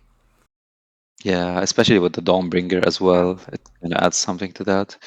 The whole Um, the whole fight, it feels nice because it goes from, you know, shifting around the special weapon and then trying to use the pillars as cover, and then eventually people were like, okay, we can start sacrificing a little bit of HP to make it go by faster because of trying to get our specs off as soon as possible. mhm. So there's a lot of depth there, and then Berserk P2, it's a lot of movement, trying to dodge crabs. So there's depth there, and then P3, it's a whole fight of one person's tanking, everyone's hitting the boss and trying to dodge the crabs, deal with And there's specials. specials. Yeah. I mean, it ends very fast. Berserk is one of those fights that ends incredibly fast. It's probably the fastest, right? Is it faster than all? Yeah, it's faster than all. It's Yeah. definitely faster than Ulm. And I think it's faster than Warden's, even in a 300 speed run. Probably. Yeah, I think so. Because in a 5-man, you proc it so fast. It's you skip like you do 100 skulls, you kill it like towards the end of webs. Not like every Um, fight has to last like a whole year, because mhm. especially with a fight like that, there's a lot of risk. There's a lot of risk going on that during that fight. So I think it's okay for it to be fast. So yeah, I just True. felt like it does a good job with every phase being a little bit different. Um, True. and I wish that P1 was. It definitely is different than P2, but it's just not really. ToA P1's just. Feels like I want to see more from it, not just, oh, you Yeah, had bad damage. Here's 2 orbs right in your ass. exactly. It's more like a filler phase, if Yeah, anything. yeah. I think that's the best way to put it. It literally is a filler phase. Yeah. It was on day one. It was fun when people didn't know how to deal with it and they just got nuked right at the start. But after Oh my that, it was God. just like, after that, there wasn't really much threat, right? It was just Yeah. you know what The was funniest coming. thing, the funniest thing I had on day one was when we were trying aerial assault, and you were like, okay, yeah, aerial assault is a really good invocation. Let's always have it on. It's so easy to dodge it at Kefri. But we didn't really understand how the wardens work or like how How they blocking the spawn. orbs work. So we were doing the wardens normal. We were like, oh yeah, we're fine, we're fine. Then we got Kefri at the last phase and on P3, and we were doing it like in a 5-man, I think. So 5-man aerial assault, Kefri P3. We just all suicided. We didn't even need to suicide. 3 people just died, and we were like, yep, we're never turning aerial assault on until like day 2 when we figured out how it actually works by blocking the sides and forcing it. Yeah. But yeah, there's not much going on in P1. P2, however, is a really good phase. P2 Um, is, I think, the best phase in that fight. yeah, in a way, I like P4, but yeah, P2 is unique. Like, there's much more going on than obviously P1 and I guess P3. Because you're switching your prayers, you're having to dodge things, you have to move sometimes when you get that stone attack. Which Um, is once the first one comes out, it's every 4 attacks. yep. And then I think what Uh, was it, acceleration? Acceleration makes it come down to tick sooner too. So like the invocations kind of make the fight a little bit scarier. It doesn't really change the fight though. Like it's the same fight. It's the same issues with the other rooms, like Hmm. every room but Akka. All the invocations do is just make the fight more dangerous. Exactly. Yeah, like you have just one less tick to react or Yeah, something. nothing Yeah, changes. You're not fighting two wardens at once, or the warden isn't unstoppable like it says in the captions. exactly. I But would have loved to fight two warrens at once. That's something they mentioned at ToA. It's like you're gonna be fighting like multiple bosses than the final boss. So I expected something where like you have to fight two yeah, things at the same time. Like I was thinking in my head, okay, we're probably gonna have something similar to, the Olm cycles when you're soloing, where you're did attacking both hands in a way. they directly say that, or was it from that leaked document? Because I know there's a leaked document that had some stuff about it. I can't even remember actually. All I remember is that we were told that there's gonna be multiple things we're fighting on the final boss. So it felt like it's gonna have some really nice cycle, like of ticking stuff, thinking things like that. It would have We been a didn't nice get that. opportunity for that, that's for sure. I would have been really cool if you had to deal with like two wardens at once.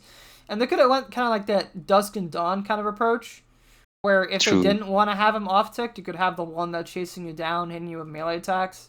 Maybe they have different specials as well.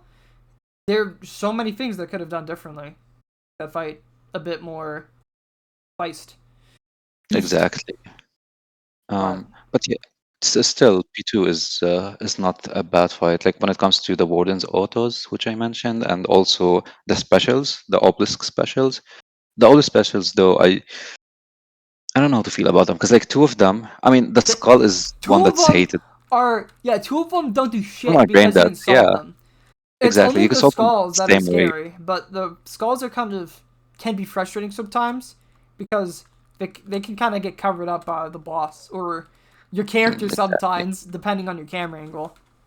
Exactly. Like that's still a phase where even till now I'm still afraid of in a way or another. Because like if Yeah, there's a thrall there, if there's a thrall, like I make sure like I stand like right behind the thrall. If there's like one of the skulls dropping on the thrall, I'm still safe or something if I don't see it in a way. Or like I try to step away from the obelisk because like it can also cover up the shadow of the skull. And like I try to move my camera angle in a certain way. So it's definitely a scary phase still, but it's not the worst. Like it's good to deal with it. It's fun to deal with it sometimes if you're ready for it. But yeah, two of the specials, it's always the same exact thing. Like I don't mind them the way they work. Maybe if they randomize them in a way, like if the windmill wasn't always on the same tiles, or like if just get rid of them, get better specials in a way. I feel like these two specials. have two windmills going out at once and one's faster than the other. Oh my god, how do you even deal with that? You probably have to take damage at some point. But yeah. There'd probably be a way of handling it, but you'd like to have to run through one of them. Yeah, like if they made use of the room, exactly. Like Yeah. the room is so big, but you only get to use like a very small portion of that room. So like if they forced you to use the whole room in a way and like run around more, you That's know, crazy. You're right. Like that room is so big and you really don't use it. Um, exactly. like the Ohm one, you use a lot of the room in that. Yeah, especially if you're soloing, Yeah, like you teams have and to manage your solos, you run. use a lot of it. At least as a mage tank, you use a lot of it. And then Verzik, I mean, you use a bit of it. You wouldn't really use the whole room because you're not gonna use all your pillars. Yeah, Um, and then Warden room, I don't know. I feel like P2, you're really not using that. You're standing in that same fucking yeah, space. You're going between two exactly. squares. Like once you're in position, you're going between two squares the whole time. Yeah, exactly. Like when you think about it, it's probably like what, like a 5 by 5 that you're always just using that 5 by 5 Yeah, area at the warden when the whole room is like 20 by 20 or something crazy, and even more. it is an encounter that uses it uses special attacks that kind of make you think about your positioning. It's just the issue is that you can kind of stand in that same area and be fine instead of it forcing you to. That's what sucks. Exactly. Like if they made specials where you have to like run around, then it would add more complexity where you have to manage your run energy. You have to, um, I mean, I guess we have salts now, which are infinite stam Yeah, basically, but that or maybe having it where the second warden was present and chasing you down, that would also kind of force you to move around a move bit. around. Yeah. Yeah, that's a good idea. Yeah, now Uh, that I think more about it, I think I've had some suggestions of like how to have two wardens out at once. But the thing is they would act the same. So instead, why not have them different where kind of remove that melee behavior from Elidness and then just throw it on Tumikin, but have And it he where always made it. it always melees you. Maybe it has like some other special attacks coming out too, but like maybe have them have different specials. And then on top of that, the melee attack you can't pray against it. Oh, So so you always it would be like run around. Berserk. So it would always be a threat. Oh, Maybe you could protect against it, but not the full hit because then it would kind of make you want to get away from it. Right? There would be a threat of getting close to it. I'm actually a big fan of that. Because do you know what that would mean? That would mean even if they keep the specials the same way, you're not always gonna deal with them the same way. Like if the warden is next to you, you can't just use the same exact tiles all the time during the windmill, for example. You have to like move around and dodge the windmill while also avoiding the warden. So like that fixes that problem. Yeah, I like that idea. And it's probably, if they make it interesting in a way where you have to deal certain damage to the first one, then the second one, or like, you have to make some decision where in which one to hit instead of just killing one, then killing the other. That would also make the Oh, just fight more imagine that you interesting. take down one of them, but you still have that other one that's just chasing you down the whole time, and he still has specials to hit you with. Yeah, yeah, true. So maybe it's like one of them has control of the obelisk, whereas the other one has control of like certain special attacks. Like maybe having the melee dude have access to the shadow orbs and the prayer ones, or something, or maybe just have completely unique ones for it. But then there would be a lot more choice, or just taking down one of them just brings down the obelisk, right? Who knows? Yeah, exactly, exactly. That's also another thing. Like I remember, like when ToA first came out, one of my tweets was like, "Okay, I enjoy ToA. I think it's fine, but I think that the final boss, the Wardens, it felt very underwhelming for a final raid boss fight. I feel like there's much more that should be going on. Like you just mentioned so many cool ideas, and that's with P2, which is Just the P phase two. where there's so much stuff already going on compared to the other phases. Um, but yeah, I wish they made it more interesting in that sense. And then P3, yeah, like pretty much P2, all the risk is there. And then once you get into P3 and you understand how to do it, deal with insanity, it's like Exactly. there's Just no risk. If you have quiet prayers, it's annoying, but like other than that, there's no risk at all. You make a mistake, you're probably at like full HP, so you'll live. Unless you enter like right at the start and you have 1 HP and you get hit by a tile attack, okay, you're dead. But yeah, that's just you being stupid. exactly. That's you like just making a very, very big mistake rather than, making like a small Yeah, mistake. unless you're Yeah. doing a challenge run, then like forget about what I said, right? You're probably doing like no Kyrus run, SGS heal only. But Yeah, other than that, right? Um, it feels like a relatively safe phase if you keep your HP high, even if you take like a hit from phantoms. Right, only time I could probably see you getting killed from like 100 to 0, take a Baba Boulder, a Zebak projectile, and a tile attack at the same time. Then you're probably dead. But true. But that's hard. otherwise, yeah, you should be alive from taking like 1 or 2 hits. Super easy. Exactly. I think the only thing that can kill people is like messing up. They have insanity on, and they're messing up the skulls between the phases during that phase. But then Yeah, again, spell we have the skip. skull skip now. Yeah, there's so many times where, okay, which one is it? It's the third. Okay, the third skulls where they're kind of at the center. I don't know if you remember. Like the first skulls is four. There's four of them. The second one, it's like you have to go from side to side, and the third one is where you have to like go back and forth. That's the one where I mess up a lot actually. Not a lot, but like I mess up very often.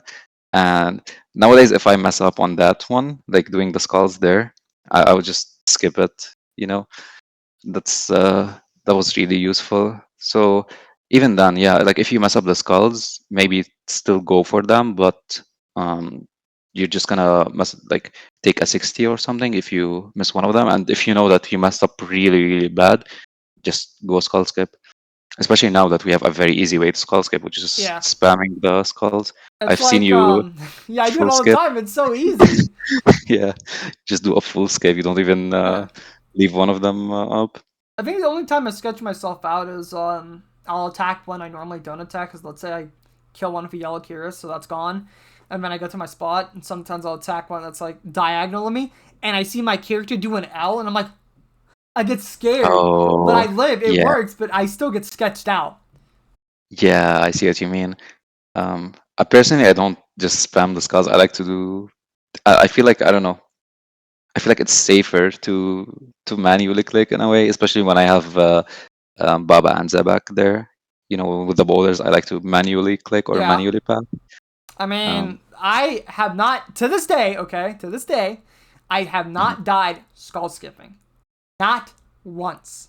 And that was mostly with doing it, with the spam click method. Yeah, I think I've only died once to a misclick. Like I walked a tile instead of running a tile, and I Yeah. was like on the different At, outside at tile. worst, I have misclicked, or, like, I'll click late, but when I click late, it's on that tick the skulls, Hmm. go So you boom, still so skip it. it's the same timing anyway. Yeah, I see what you mean. Yeah. And that one But sketches me out even more. I'm just like, but yeah, watch out. exactly. But yeah, besides that, there isn't much risk, as you mentioned, until like I get where they were coming from, right? They probably, started out the fight simple and easy. You just dodge the floor. Then they were like, okay, let's add some complexity to it. How do you add complexity in a way where it looks nice as well? Maybe add like the bosses from before, so they have to like Yeah. switch prayers while dodging floors, while dodging like the boulders and stuff. But then again, the boulders, you just dodge the floors and you automatically dodge them. Like you literally don't even have to change anything about the way you're moving around in the room. I, Maybe I if they made it so that you have to like walk backwards or something, that would be slightly more interesting. But you literally completely avoiding the boulders by just normally doing what you normally do. Something they Um, could do is instead of it just being like those three kind of set areas, maybe have mhm. different areas where it can target. Um or randomizing it in some way, shape, or form. Maybe it could still be rapid, but the first attack it does will start off slow, and then the next two are like really fast. Something like that. True, true. Or like Um force you, not have a pattern, force you to always like see which side you can go to, like dodge to yeah. a side and step back. You have to be like you have to react to it or something. That's also interesting.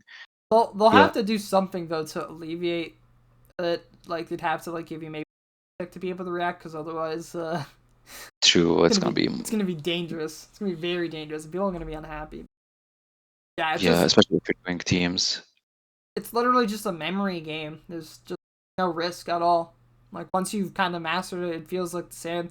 The only risk comes into the final phase P4. But even then, like once you can master that, and at most you might just do some 6 tick attack a couple of times just to dodge lightning. But Yeah, P4 is probably also like one of my favorite parts about TUA. At least like trying your best to do it as perfectly as possible. yeah, And I'm still nowhere near perfect, but very often when I'm doing like 500s, I take zero damage there, or like I get hit by one of the lightning every now and then.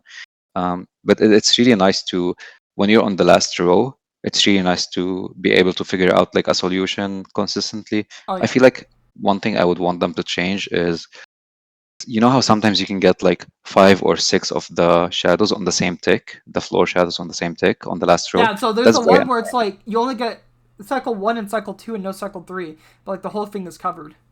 exactly. That's the annoying thing about it. I think like if they change that, or if they force like a cycle in between, like where you're only allowed 3 or 4 on the same tick, besides that have others on different decks, then there's almost always a solution, unless like you mess up where you're spawning a boulder on that same or that safe tile, then it's kind of your fault in a way. Yeah, Yeah, but besides that, I really enjoy that part of the fight, yeah. It felt especially. like it's a unique final phase, and I think it's appropriate. Like in the final phases, we have Mhm. we got crystals dropping. He does a lot more damage. You have healing pulls. Which my only gripe with that is there's no cooldown, so you can just do it back to back. Fuck that. Um, Berserk, it feels appropriate where got tornadoes chasing after you. It's attacking faster. The fear is there, even if she dies very fast. Like fear is still there. You can still kill your team. And True, then this this one one, is it's very like dangerous. Yeah. tiles getting sucked in. It's like you want to kill it fast because in a team, then it's kind of scary. In a solo, it's still scary. It just in teams, it's even worse because you're probably gonna have to tank some lightnings now. Yeah, and a team, if there's like, let's say 8 people on the final row, you just there's just no way to avoid it. That's something we were thinking about like way earlier as well. We were like trying to figure a way where everyone would sync up on the final row in a way or another so that we don't get hit by each other's borders, which we still haven't figured out, and it's probably going to be super hard to figure out, but that would be really cool if we can do that. The only solution I can think of is that you'll have to figure out a cycle where when the boulder drops, you just move. You're just gonna have to tank lightning, and I want to make sure you have 100% Exactly. spec and ideally spec pot, so that you'll have enough resources to tank the lightnings for the entirety of that phase, because it's not gonna have full HP, right? It's gonna be low HP. You should be able to kill it in time before the lightnings kill it. Exactly. That's the kind of solution we came up with at the very end. We were like, okay, I mean, obviously it's not like a perfect solution. It's That's why we didn't not, really but like share it and do it, but that's probably the best thing. Yeah. Our idea was like, okay, if you could move, like we always move from one side to another, starting from this like left side or right side. And as we're moving, like you mentioned, like move one tile at a time. But the difference is if we know we either move one tile or two tiles, but if we know that two tiles is safer than one tile, we move two tiles. Otherwise, always prioritize moving one tile at a time. This would always spawn the boulders on the same way. And since we're moving in the same direction anyway, even if someone messes up or like goes to a different tile, we're still fine. We're still like moving just need someone to not in the same overrun direction. and not run early, Exactly. because that's when someone's getting bouldered and they're gonna die. Exactly. But yeah, it's you're still tanking some hits every now and then. Yeah, that's mainly it for the Wardens. I think it could have been way better. Every single phase basically could have been much better, but I feel like P1's the it's worst. Like that's the one that needs the P1 most changes. for sure. P1 for sure needs the most changes. Outside of that though, what about the rewards? How do you feel about the rewards? Okay, we can touch on this briefly. We don't have to like go all Yeah. out about it. So I really like the rewards, and you know the shadow is really cool. It's nice to have something mage related aligned with Scythe and Oh T-Bow. yeah. Um, Mercenary is really nice as well because it kind of balances out range when it comes to like Arma versus Bandos, and we got Torva for Bandos, but we don't have something for Arma, so like Masori is really nice for that. The Fang is probably like one of the most useful weapons, especially like for an Iron Man or for a low level player as well. It's And I the feel like like it's really strong even after the nerf. It's a weapon that you could get it and you have access to so many pieces of content now because you got it. exactly, Like the it's like Bofa. the Bofa. Yeah. Yeah, Literally looks like the exactly. Bofa. We said it at the same time, exactly. And there's also the light bear, which is one of the most useful rings now in the game. So the rewards are really nice, except for the award, obviously. Well, the problem with The the award ward is just the fact that we have a shadow, shadow is and two-handed. yeah, unless you're an Iron Man, then you're probably going to be using a shadow because most players in the end game can afford one. Exactly. And yeah, but the drop rates are very bad. Obviously, we don't even need to argue about that. I Even the think, J mods. honestly enough, I think the drop rates needed an entire nerf all across, not just like make it like worse, lower rate. No, all across the board, the drop rates need to be nerfed because True. compare it to Chambers when you're potting like an 8-man CM or something. I think you get like what, like 300k, 400k points or something like that. I'm trying to think, Yeah. like an 8-man. I think it's close to the 300k. Don't quote me on that math, I think but between even then, 250 and 300, something like that, if I'm not mistaken.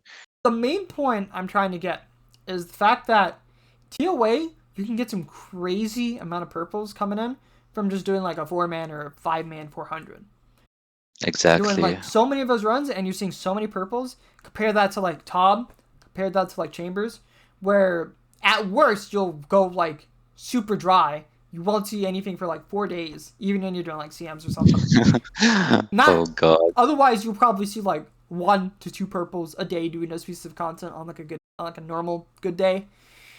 But TOA, it just you get so many purples. It just doesn't make sense to me why this content, so many purples are coming in from like that content compared to the other ones.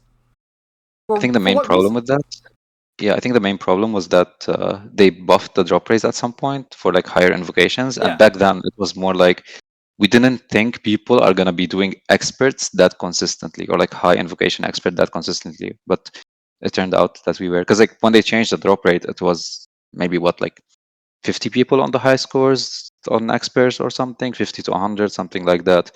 So back then people weren't like, didn't think people would do expert trades consistently. So it felt like, we needed more to be rewarded more for doing experts. But nowadays, if you think about 300s, it's just anyone in the game can do 300s. Yeah, I took it slow and steady. I went from like, what was it? I pretty much did a lot of 150s. Eventually, I did 200s, and then I was slowly ramping my way up to 300s because I started doing Insanity 150s to learn Insanity, and then eventually I started doing 300s. But the thing was, people knew that doing 150s was the way to make money because of the amount Yeah, of time to do it compared to doing a 300. It wasn't worth doing 300. And eventually they adjusted it, and then there was more incentive to do it. But I was doing like, before that update, I think I was doing a couple 300 just for fun, and I was having a bit of fun with it. exactly. I still remember seeing you on the high scores as well, because I was like tracking my own high scores because there weren't really like a lot of people on there, and you were also like at the top 100 when it comes to expert mode, Casey. Really? Is I really Yeah, that high? yeah, we were. You were like I think 70 or something at some point. Oh shit! I did not expect to have that much expert KC. I thought I was gonna be lower, to be honest. To hear that I was 70 is kind of Yeah, crazy. I thought I was like at best like top 1K for expert, but maybe it was because at the time not a lot of people were doing expert. exactly. At the time there were just a few people. That's why I was tracking it myself as well. At the time there were just a few people doing experts as well. Yeah, but yeah, it's just drop rates. They done fucked up. I just feel like they should have Hmm. just adjusted it to not be as insane as it is. Don't get me right, or don't get me wrong. I hope that didn't pick up on mic. Anyway, don't get me wrong. I think it is a feeling of dopamine to be seeing purples, Hmm. but it's just that I don't know. It's just maybe it's just because I'm comparing it to Chambers and Top. It just doesn't feel right to see this many purples, right? I'm not gonna lie, even the dopamine, it doesn't feel as exciting Not when as you see exciting until you see the shadow because you have rings and fangs pouring like left and right. yeah, and also the fact that you see drops very often, so like you're not excited to see one. Like if you go dry at Chambers for like 40 raids, 40 solo raids dry, and then you see a purple and you have your chat hidden, you're gonna get more excited to see that purple versus And the then you find out it's an ToA arcane. purple. Oh no, yeah, that always happens. That's the Yeah, thing. but versus ToA, like every few raids you're gonna see a purple on average, which removes some of that dopamine or like excitement from the purple chest at ToA. Which I kind of felt like ended up leading to its downfall in the prices of some of its items. I don't know. I Exactly. just feel like they didn't have to make it well, I feel like where it was, where they made it like a little bit better in expert and a little bit worse in normals, that was fine, right? Mhm. But they should just, like I said, just should have adjusted Overall, it all across the board to make it just like exactly. a nerf for all the raid levels, where it's like kind of about the same percentage wise, I guess, or not percentage wise, but you know what I mean. Like the effort you put in for like a normal mode is going to be like you divided the rate like by half. It'd be half across all the raid levels type thing. Yeah, like keep the same proportion between the raid levels, but lower them Yeah, all evenly, basically. yeah. That's the best way of putting it because I don't know. I didn't have the diction in my head to Mhm. say it correctly, but yeah, that was my only gripe. I felt like the weapons are good. They definitely changed the whole game. Tob, not so much. I felt like Tob is about the same. Now you just have people running Missouri setups because Missouri is actually kind of nice, surprisingly. But that's only for speed runs. Only for speed runs, or high remote Tob if you want to have a bunch of supplies. So Yep. not really much was changed for Tob. Chambers, Godwar's Dungeon, and like a bunch of other areas in the game for sure have been changed by all these items. Yeah, exactly. Yeah, they're really nice. I like the reward. Chambers especially I feel like has been revolutionized because of the shadow with all these speed runs that have come out of it. And I just feel it feels nice too. Very consistent. Ooh. Very It feels like consistent. it feels like the shadow is almost as good as the Tibo now at Chambers, where Chambers is like the Tibo is made for Chambers in a way. It's supposed to be like the most useful weapon there, and the shadow is kind of competing with it at this point. Yeah. I Like, also forgot that the spec ring does affect Tom, so I'll have to admit that it does affect Tom. It's just true, other than that, just it doesn't have the items as a whole don't have as much of an effect. Places like Tom where they do like God brews. for sure. Yeah, top, because the shadow, isn't as useful at top. Yeah. So yeah, I'm just hoping that if another raid comes out, they don't make the same mistake they did with ToA, where the Mhm. drop rate is it's just extreme for zero. And I'm pretty sure it's still a good GP per hour, right? Like, what is it now? I don't know. I don't know how much it is, but It's still insane GP per hour. I also don't know really the math off the top of my head, yeah. but it's still really, really good. Because the last time I looked in there, it was like something like 14 mil an hour, and it's probably with the prices of Missouri and some other stuff. Wouldn't be surprised if it was something like 13 mil, 12 mil an hour, but I could be Yeah, wrong. Because if most of the money is in the shadow, then maybe not much has changed. Because the shadow's pretty much held its price. stable, Yeah. exactly. Shadow stable, and even Masori didn't she drop that hard at some point. So I think yeah, somewhere around 14 mil should be where I would guess.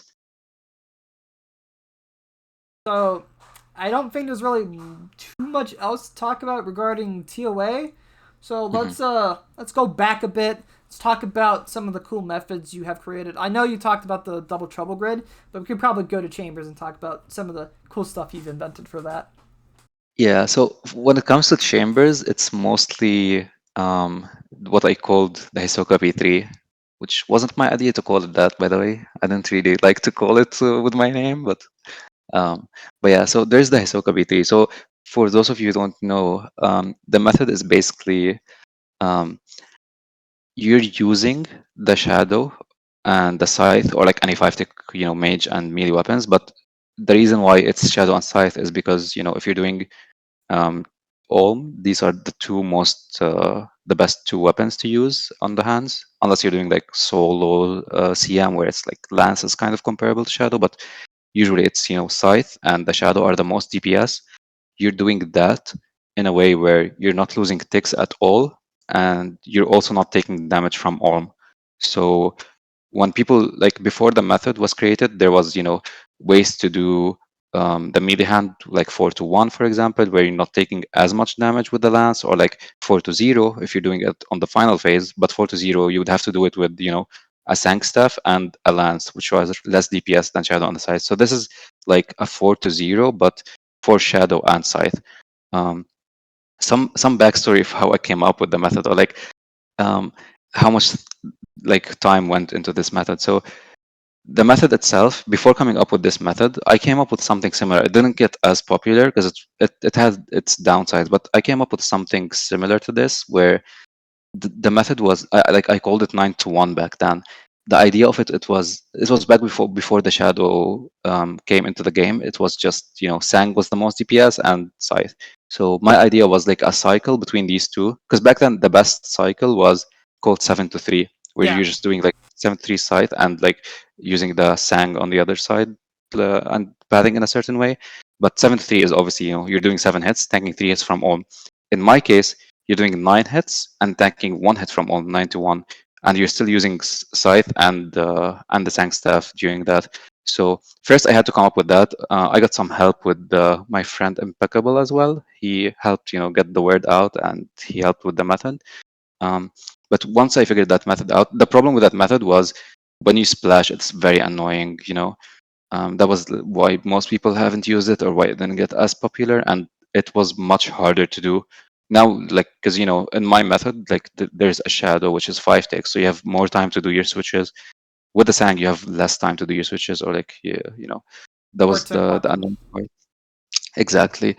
Um, but yeah, so once I came up with that method, I had a very good understanding of the cycles of Ohm, and like of the drag pathing. So as soon as I went back to Chambers, it was literally my first raid after, I got stuck at ToA for like 2 months. I didn't do anything in the game except for ToA. After that, after I got my shadow as well, and I got my 500s and stuff, I was like, okay, I'll try chambers. There's this idea I had in mind for a while. I obviously want to try the shadow at chambers.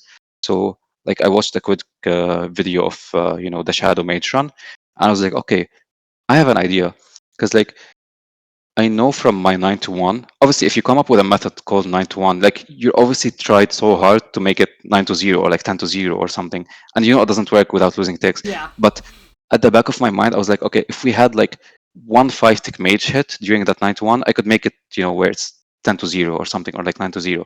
But now we have a 5 tick weapon where I could always use. So I was like, okay, there should be a cycle with this. There should be a way to do this. And I went into the raid. I think it took me like 20 minutes of attempts on P3 to come up with this method, and it was really cool to see like coming up with it at the first time and doing it. Um, and then as soon as I did that, the very next raid, I just recorded myself, and that's actually the video that I uploaded. I would have loved like a better one because my switches weren't on point during that, but I was like, it doesn't matter as long as Doesn't I'm like matter as showing long as properly. as long as you get the method out there and people can kind of see it. Exactly. That's all that matters. Yeah, that's what I ended up doing. But yeah, that's probably one of the main things I came up with when it comes to chambers. Obviously, there's like bits and pieces here and there, but nothing really that huge or game changing. Yeah, like when it comes to, I'm still trying to like see if I could ever come up with some crazy game changing stuff. And the thing is that there's some giga brains. Mhm. I'll let them do it because most of the time they've already figured it out. Like I think I've said this many times on many podcasts. The whole heal other story of how I figured out heal other would be good back when browser meta, which was when ToA accidentally cast heal group, and I was like, oh right, because of frauds we have access to that spell. I could use that to die as prep at Vanguards, but True. went straight to Dio's DMs and he was like, yeah, I knew that. I was like, oh, Unlucky. they're ahead of the curve. It's Yeah, just Dio's a goat. yeah. I think the only contribution I've ever made, I don't know if anyone else was doing it before, was just trying to tell people like, hey, you should equip your axe before you hit the chest. And now I see everyone Mm, do it. Oh shit. True, everyone does that now. I Yeah. do it as well. Yeah, Because that's a nice one. I don't remember how it went down. I think I thought about it when I was trying to figure out banking or like banking quicker, and I was like, oh right, you Mhm. could just do this, make it quicker. And the same thing with the tinderbox. You could just, instead of withdrawing it from your private, you could just drop it and then pick it up mid chop. And then I was in call with a couple people doing CMs, like Dale was and Lucid and them, I think. And I just said like, hey, why don't you guys just put the axe instead of having to take it out of the chest? And it's like, oh, makes sense. Yeah, that's a really good idea. I loved it as soon as I saw it and I started doing it. Yeah. I guess like I just remembered one thing. I kind of came up with this, and like it has a very niche use. You know how when you're doing the like VTVs in a solo, you're taking a PNAC for Vasa if it's a Vasa start, just to be Yep. able to survive the first explosion thing. So one thing I did was I instead of taking the PNAC, I would take a Gothic's Rest, and if you eat on the right tick and move on the right tick, you could always you're still getting less HP overall from the Gothic Thrust versus the PNAC, but that doesn't matter because you're doing the first hit with the Anguish on. That was the whole point of it, is doing the first hit with the Anguish on. Wait, but what if Vasa steps on you? That's what the Like Gothic he Thrust does. is for. Yeah. So like you Gothic Thrust, but path in a certain way, you could always kind of deal with that damage or not die basically instantly. And if it doesn't go your way, you're already safe without even using the Gothic Stress. But that's one of the things I was using for a while as well when doing these. It's very minimal, obviously, and it's very risky if you don't do it properly. But it just saves you that anguish hit instead of having the Pina on Yeah. for the first hit. Because, like, we're in a game where you're trying to maximize your DPS wherever, so small stuff like that's still kind of cool. Exactly. Yeah, Yeah. I think the main thing I was trying to do was trying to publicize different banking methods for CMs, because one of the biggest struggles in CMs is banking. So that was Yeah, something I was trying to study for probably myself. the most important thing. Yeah. So I wanted to do it for myself so I could get better at it. It forces me to get better at it because I have to get clips for it. Like, so Mhm. it expands my understanding. And on top of that, I'm able to show people examples. I'm pretty sure there are people that already master it. It's just you don't really see many examples of it because there's not many videos. So yeah, that's one thing that I tried to publicize a bit more. I have a whole video about it, and I hope it's made a lot of use because, like I said, banking is one of the biggest struggles for people getting into CMs, and people that are new to it, you will see them not enter Ohm for like a whole, what, 20 or 30 seconds. Yeah, Sometimes the hand banking is is dead before they come true. in. True. Yeah, banking is probably like the hardest thing to master when it comes to CMs or like even learn at the start. Yeah, I don't think I've ever made any like crazy developments for PvP. Even the one I guess. thing that I thought was cool was during Must Buy, I was doing a lot of science off stream, and I was like, Mhm. oh wait, you can get an extra hit at Muspa if you stay next to it. I don't think anyone said anything about it before, but then you had people that were shield skipping, and I was like, what? But then there was Yeah. no real point of that because people were gonna prefer to shield skip. So Yeah, and I guess maybe like at some point I had a contribution, like a very small contribution to the rope skip that people do nowadays. I was actually the person. Like back then, nobody really knew who I was. I was just like a random viewer. I remember the stream that Kirby did when he was trying to get the Kirby skip to work. Back then, I was the one that suggested the, um, rapid heal to use the HP region to actually tick it. That was something I suggested back then, and I told him like to do it on the cross back. ooh, Um, yeah, that was a very small thing I contributed to in a way. yeah, who knows? Maybe in the future I'll have some sort of crazy thing developed that will have Hopefully, use because I've previewed some really stupid stuff that I've used for like high risk content, but outside of that, I don't think I've created anything. yeah. I mean, we figured out something together, right? That we could skip the final phase of the ward and Yeah, the final skull phase. only We were trying that out. the problem with That was that is just something. it wasn't It's not very practical. It's applicable. not Yeah, practical. exactly. It's not very practical. You can't skip it like in high Yeah, invocations, you know? that was one thing I had the thought about because I knew no one has tried it. And I was like, what happens if you try to do it? And the result from it was a lot more hilarious than I thought. That it once it hits below 5%, it completely just gets rid of Skips. any skull phases that are queued because it'll start queuing them up the lower and lower its HP is. Because Exactly. you'll end up with like 4 of them at the end of it, even if you did like 1 billion damage and you just sat there and wait afterwards. It would just queue them all up. Damn, yeah. So you would just skip them all if you could get it that low in Yeah, one you'd hit have or to get something. it super low before it starts doing all of its skull attacks, because otherwise you'll go Yeah, for 4 of them. yeah, true. Who knows? But I love doing that kind of stuff because you never I know know if it's so it'll. fun.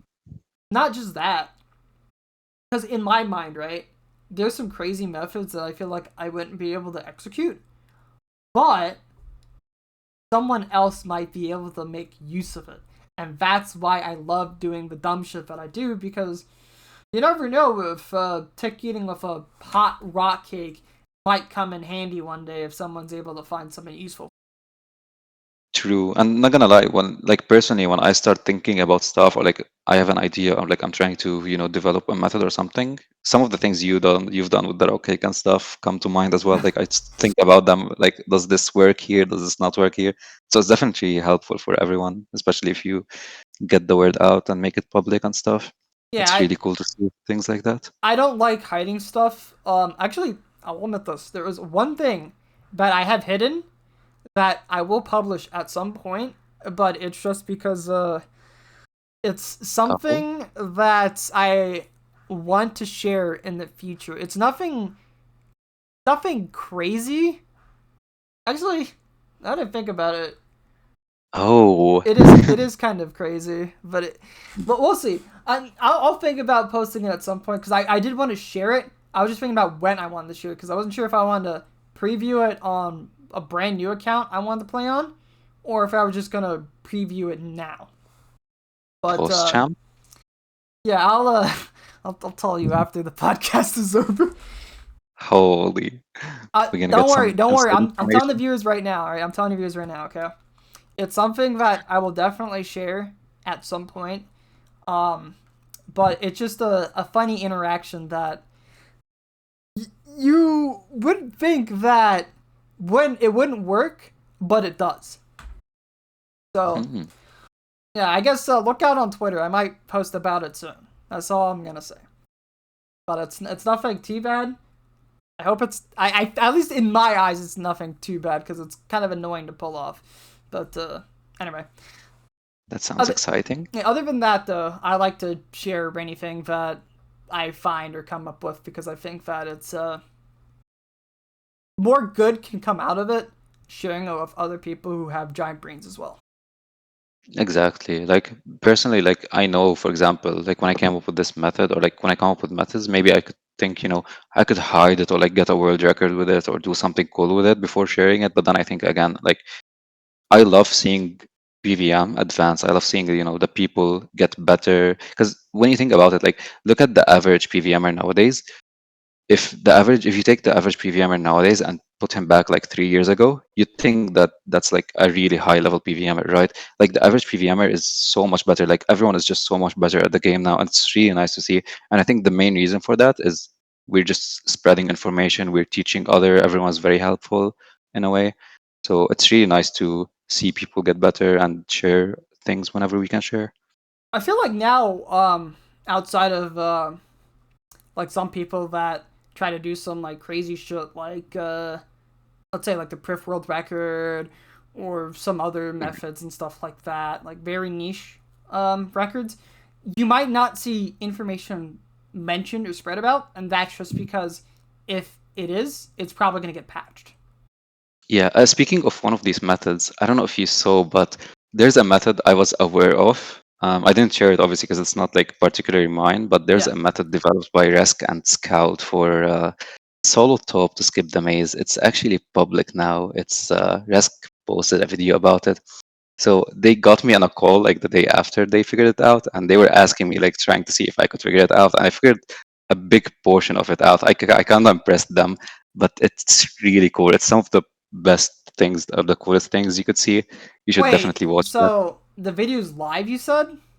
Yes, it's public. He Oh, made it public like 3 days ago, so so it's kind of new still. so are you So okay with sharing it then, or? yeah, yeah, of course, he did send his channel. I could try to link it to you if you wanna share it as well. Sure. I might be able to share it for the recording. Let's. Sure, let me try to find it. I Uh, think I might know what you're talking about, but I'm unsure. So that's why I don't want uh, to say anything take just a yet. guess. Take a guess. What do you think? How do you think it works? I don't know if I want to take a guess because if I get completely wrong, then I leak a method that I know works because I know a method that works, but I'm just not sure. All right, let's look at this. Oh, he You could skip posted the to. whole video. Holy shit! All y- right, Yeah, let's go straight to the maze. and obviously, like you're gonna see a maze skip, but there's so much that goes into it and how it actually works. There's so much. Oh It's no, that insane. wasn't what I was thinking then, so I can't say it. But it's What are you he's thinking? basically tick eating and using Mhm. redemption alongside the tick eats. Yeah, because there's obviously a way to do it like in teams where you use certain stalls and stuff, but here you're doing it without any of that. It's way harder. It's like stalls skip so many ticks on the maze. So now you have to solve these ticks. You have to see how you could survive these tiles on the maze without that stall, That's which makes it really, crazy. it's insane. That was probably like one of the most fun I had trying to come up with a method as well. Because obviously I did not come up with it myself. I just kind of figured out like 80% of it after they asked me the next day. But yeah, props to Scald and Rask for figuring that out. Fucking big brains, dude. Holy fuck. That's Yep, crazy. it's really nice. But yeah, it is kind of nice seeing that people are more willing to share stuff I feel like now we see more information about records being set more. Like at least for Tab, right? You have Vasitas who literally streams his speed all the time. Hmm. So I feel like Exactly. for the most part, Tab has been solved and all the stuff is just out there for people to use. It's all about are people willing to go as far as they're going to go for the record because they're going all the way. They're doing everything to do the rooms. Like they're fucking doing shit like humidify. Yeah, yeah, I've seen that. I tried it as well, like humidifying bloat while doing that stuff, and like during the maze as well. It's Before, crazy. yeah, before they did that, I had spoken to someone, some people that spedrun Tab, Gert, and some other person, and I was like, wait, hold on. I just realized something. I think it was Gert and Vasitas that were together when I Oh, spoke about it, but I'm not sure if they thought about it beforehand. Yeah, because Gert brought me into a private call or something. The other person was Vasa, and I was talking to him about what if you used Pnex and use a spell like use a stall in combination with that in order to extend the life of your just Pnex because I yeah, want to have as many people in the room for bloat as humanly possible, so that way they could get like a bloat record off of that. Because you have 5 people hitting at the same time, then props, you just got wreck. exactly. Yeah, But that's really that cool. was my mentality for it beforehand. I couldn't do it. I could not execute it. So that was one of those things. Like I have an idea for it.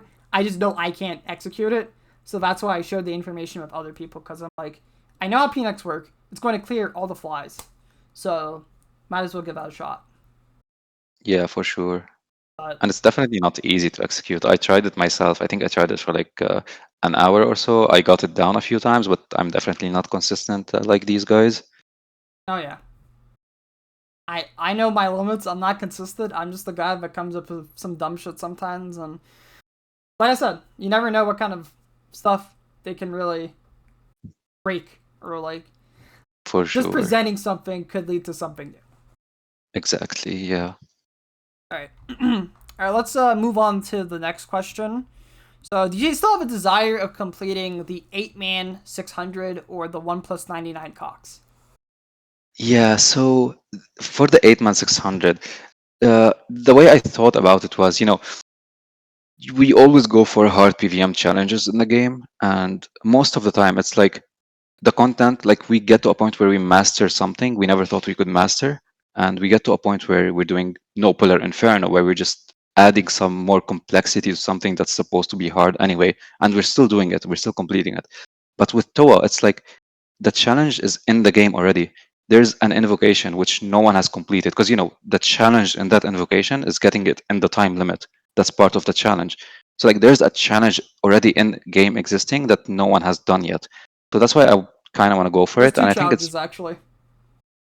2 challenges. What's the next one? Noob Type is currently working on something right now. I don't know if he talked about it much on stream, but he wants to do a 585 on in time. Yeah, yeah, that's the point. That's Yeah. what we're going for as well. Like 585, done 590. Like we're gonna start with 585, do that in time. He asked me to do some duos. He was like, we could probably get it in a duo as well, and I agreed with that. Like I think even a 3-man would probably be like the easiest to get just the 585 out of the Oh way. yeah.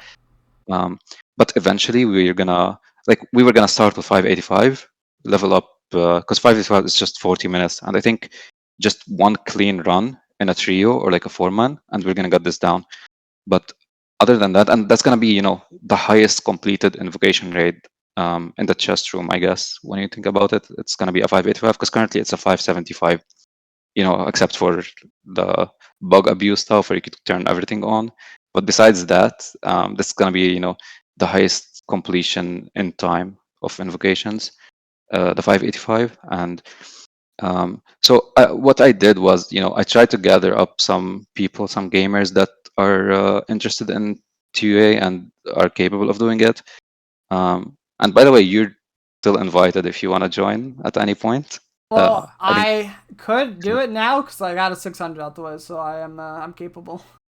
yeah, I'm definitely gonna invite you now then. But yeah, the idea behind it is I try to get as many people as I can, which for something like ToA, there's not much interest in it when you think about it. There's a lot of people who don't really care about ToA, who don't really like it. Lots of stuff, really, really good players in the game who just can't be bothered doing something like that because it's not just a one-day thing or a grind to A you're grind. just gonna grind for a few hours. Yeah, it's a grind basically.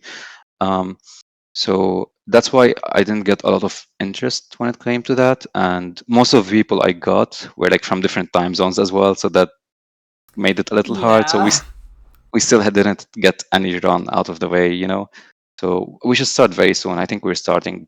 I'll try to get us started like next week at least. But it would be really cool to go for that challenge, starting with 585, completing it 590, which is 35 minutes, then 30 minutes, then pushing it all the way down to an actual 600 completion in 25 minutes in challenge time.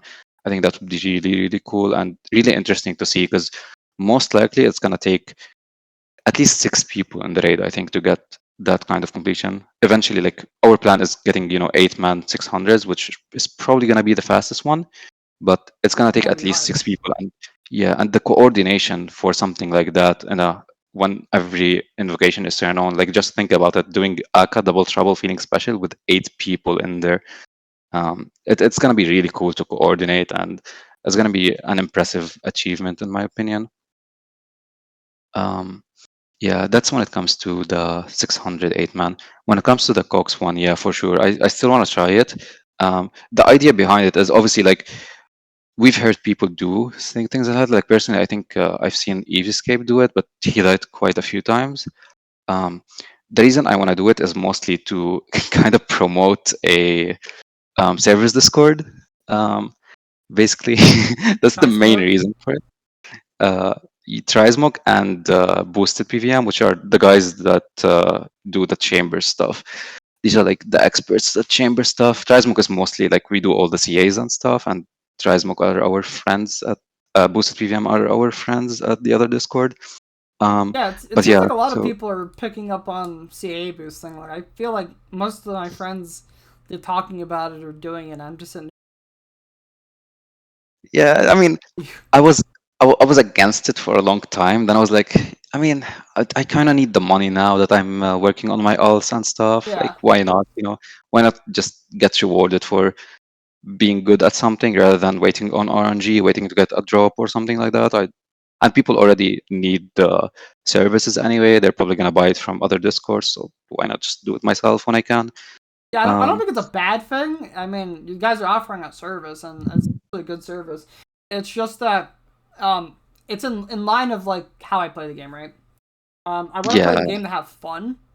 I do have accounts to work on, but I still have a little bit of money to burn before I'm at the point where I'm like, oh shit, I'm down yeah, bad. that's fair. That's fair. My plan is to get to a point where like I have pretty much max gear on my accounts, which are Yeah. I'm working on like 7 accounts for now, so I that's gonna I take a just while. wanted a max boosting gear, which I think I've gotten. Like all my accounts have ancestral. A few of them have Inquisitor because you don't need that many accounts of Inquisitor, you just need a couple. But I think I have Missouri and Fangs for a few of them too. As assaults at Corp, which is pretty Corp, expensive. yeah. Damn, yeah, that's really good. I'm still not there yet. I still need quite some money to get there, so that's why I'm Yeah, kind of doing this. Uh, understandable. yeah, and the cool thing about the OnePlus 99 is these boys are insane when it comes to alting chambers. So we're gonna be doing some really cool stuff. We're gonna be doing it as efficiently as possible, at least for the rooms. Obviously, it's just gonna be me. I'm most likely gonna be doing my method for OM because my method is called Hisoka P3, obviously because on other phases, you cannot attack both hands, otherwise the melee hand is going to cripple. You can do it But if now you're doing though, right? exactly, since you're doing a big scale, the hand's not going to cripple anymore. So Yeah. you could do my method during that. And obviously, like Olm is going to hit what, like 60s or something. So you kind of want to take 0 damage, but you also don't want to lose too much DPS. So doing this method is going to be really cool to see in for like what 2.5 hours, 3 hours straight. So It's going to my be very my question stressful. is this: will you Mhm. have a couple accounts that do nothing in the raid, and those are going to be the accounts that come in to drop pots by leaving clan chat, because if you go in with accounts that have points, then that means that you're gonna end up with less points. But if you do it with accounts that have 0 points, then I think you'd be fine. Yes, so our plan is to obviously all the drop-offs, which are what you mentioned, going into Olm and leaving that clan chat like without dying, we're not gonna lose points. All the accounts that do the drop-offs are gonna have 0 points anyway, and all the accounts even that are doing stuff, they're almost all of them are gonna have 0 points. I think I'm probably gonna be the only account that has points. So like even the accounts that are making Buchu, these accounts leave the raid before we even sip any Buchu. You're nulling them? Yeah, we're nulling the Buchu so we So can that way you cap get on more all upvote. uploads. Yep. So like I would still be doing all mid-Olm, like I've sipped so many restores, so many brews, but I'm still getting points for the overloads, assuming like we didn't cap them before. So we're gonna try to maximize the points we can get in that 1+99. And we're gonna be doing some really cool stuff. Like imagine stacking all the shamans and chinning them. And I'm gonna be showing like how much ranged XP per hour I'm gonna be getting and Oh, stuff. because you're gonna be doing it by yourself. Yeah, I'm gonna be the only Oh. one like doing the rooms. That's the Oh. whole point of it. And one thing I don't want to mention too much about this. You're gonna see it when we do it, but we're also gonna be chinning mystics.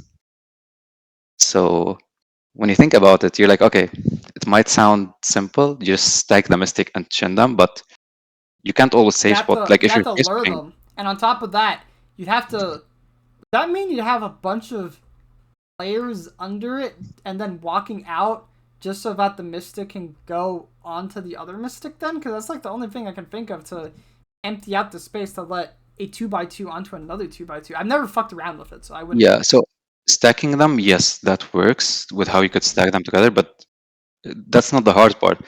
The hard part is think about it this way, right? We have all the mystics stacked on one spot, let's say, and you're standing in a safe spot. The mystics are not always gonna, stay in really aggro. They're gonna mage you at some point, and they're gonna do so much damage. So if you chin them, you're most likely just dead the next hit.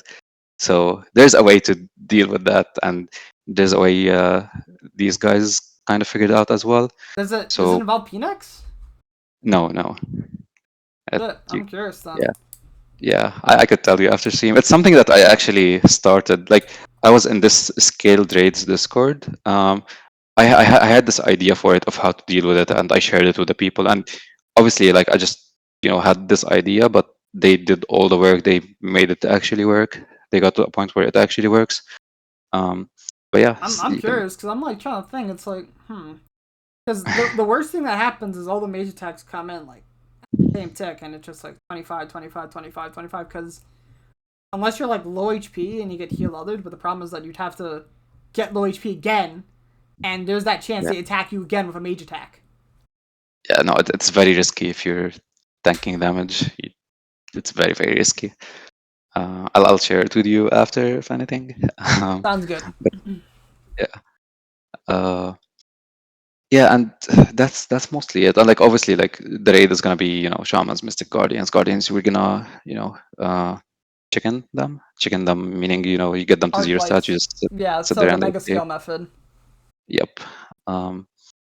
Yeah, I plan on doing that still. It would be really cool to see like the most personal points anyone has ever gotten in a raid as well.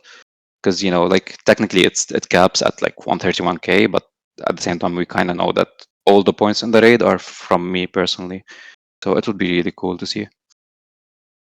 All right.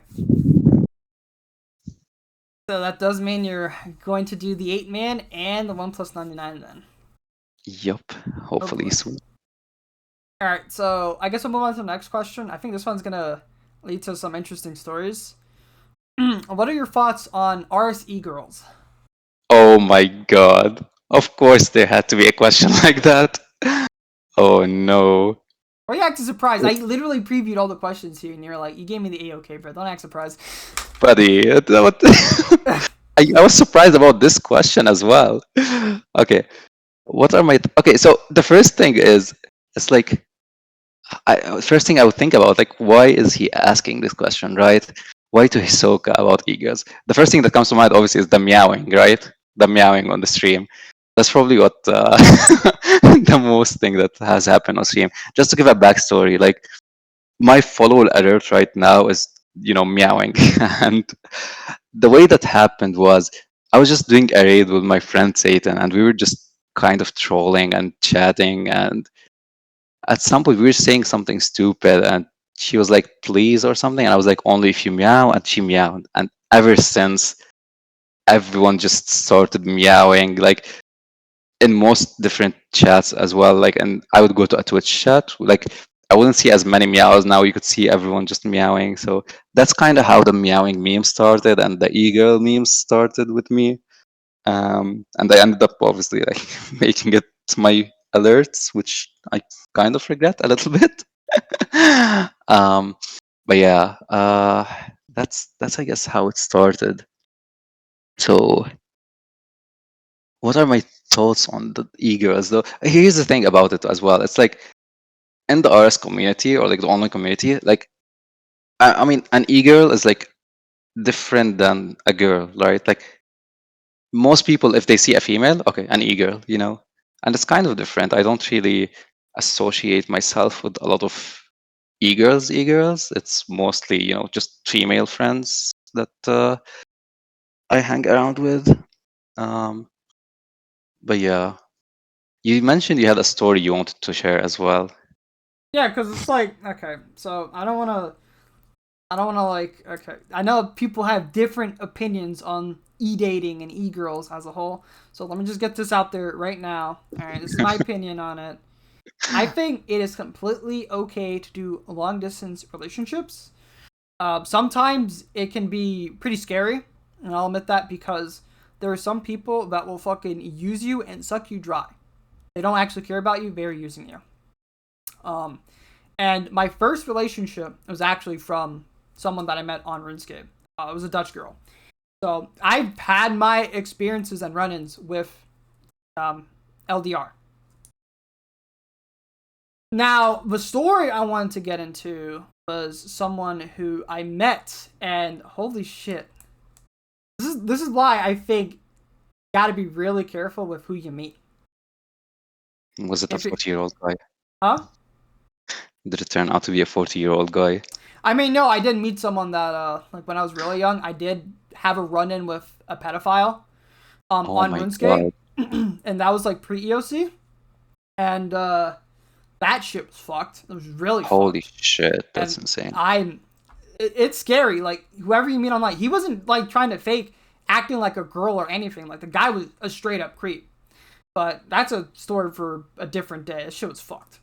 Oh my god, that's But insane. thing is though, some e-girls are manipulative, evil, Oh yeah. and that's why you got to be careful because there was one person who was, oh god, it's like they are mentally abusing another person to the point where it's like they're saying shit like they will do self harm if they leave VC, that type of shit. Yeah, I've heard stories like that as well. Yeah, or the fact that um, they met someone else, they wanted to break the relationship with the person they were dating for months, and the other person, the other party, was not even aware of the fact that they were dating. And the point was that they were lying to the other person that they wanted Mhm. to get in a relationship with to make them think that the person that they were unaware of that she was dating was a terrible person as well. Yeah, I've heard so many things like that as well. Like it obviously, like you said, it's so hard to trust someone when it comes to like long distance relationships. A lot of people are gonna just use you and like, mentally abuse you as well, manipulate you. And I've heard so many weird stories about manipulation as well. I've dealt with Yeah. some of them myself. Like personally, I e-dated? Yes. I tried it. I've done it twice. One of them was actually like a really nice kind of relationship. Like we Yeah. were planning on meeting and everything. Like we stayed together for like a year or so, but things didn't work out well. One of them, the other one was like just kind of quick and it ended fast. And but yeah, personally, I don't want it to happen again. I wouldn't want it. I don't plan on e-dating ever again. There's so many problems that come with it, and nowadays my idea of it is I only want to be in a relationship with someone that I have met IRL. I want to like see that person, trust them, see Yeah. I don't like know. I that. just feel like from my experiences, okay, the first one I had was completely fine, but just after that, just been downhill. So if I ever do LDR, it's probably not going to be with people on RuneScape because no Yeah. offense, there's some psycho bitches. Oh yeah. not it's not You worth it, dude. It's not worth it. you don't So have to tell me. I obviously, know. Oh props to people who do LDR and they make it work because I know there's a lot of challenges. I've had yeah. both like relationships with people in real life and with people online, and of Mhm. course I would prefer the one where it's with someone that I can go talk to or meet up IRL. Exactly. It's so much harder to do LDR. Yeah, it's just that there's been so many stories of just crazy shit on this game. Like there was the one Mhm. with that was it Trans Music? Is that the name of the guy? And that one person that he was dating, like he had RWT'd his bank for like the ring or something. Can't, Oh. can't remember the whole story, but there's just been so many stories. And now we have this shit with Stella as well. Can't Oh ignore my God. that. Yeah. Stella is something else. Holy shit. Yeah. Just It's not worth it, boys. Don't do yeah, it. it's not. It's just RuneScape e-girls are probably on the crazy scale. Obviously, not all of them, but yeah, for the Not most part. when I say e-girls, I'm not talking about Yeah, not all girls normal. as Yeah, well. yeah. If you put it that way, yeah, then Yeah, I think when you're I considered agree. an e-girl, it's when you're like Stella level, right? And I know True. there's like two Stellas, so let me square this off. I'm talking about the Stella that was with Mod Trident and not the other one that also Twitch streamed.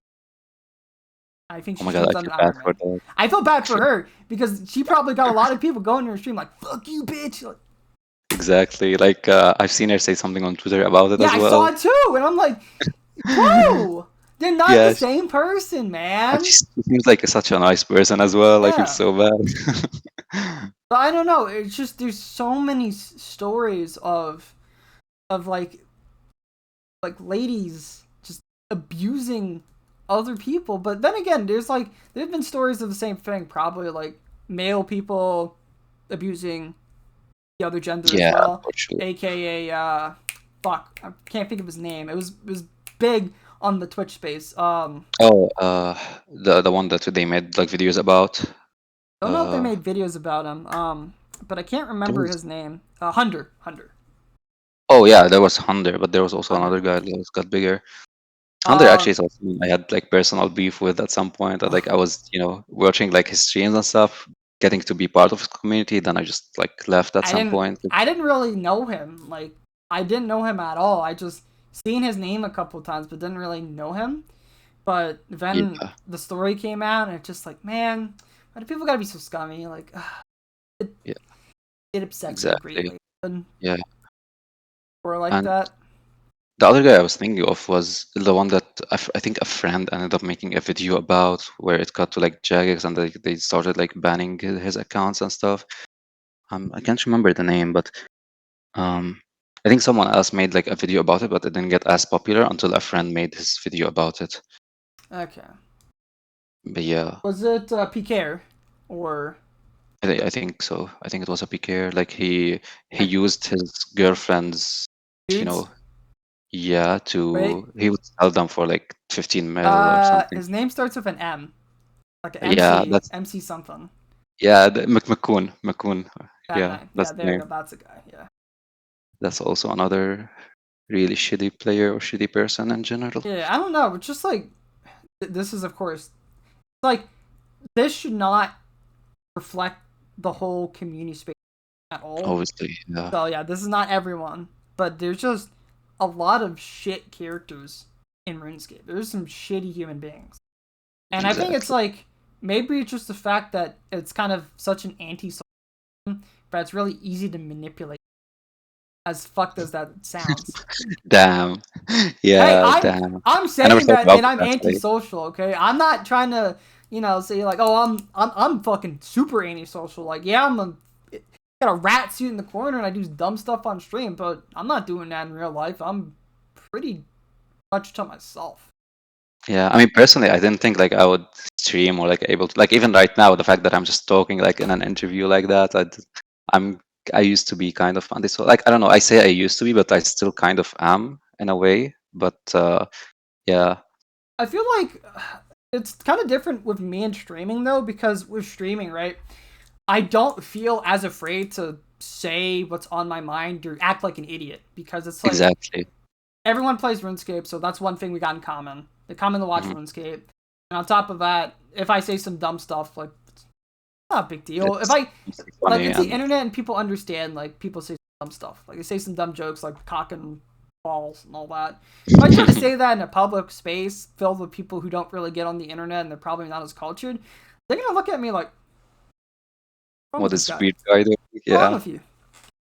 Right? Yep. So yeah, it was kind of easy for me to talk a lot on stream, but I'm not at the point where I can just sit there and just make conversation. I feel like it's either I need to be with other players to talk a lot, or there needs to be like a kind of ping and pong between me and my Twitch chat, because that's the one thing I suck at. If there's not really a lot of chatter going on, I don't know what to say sometimes.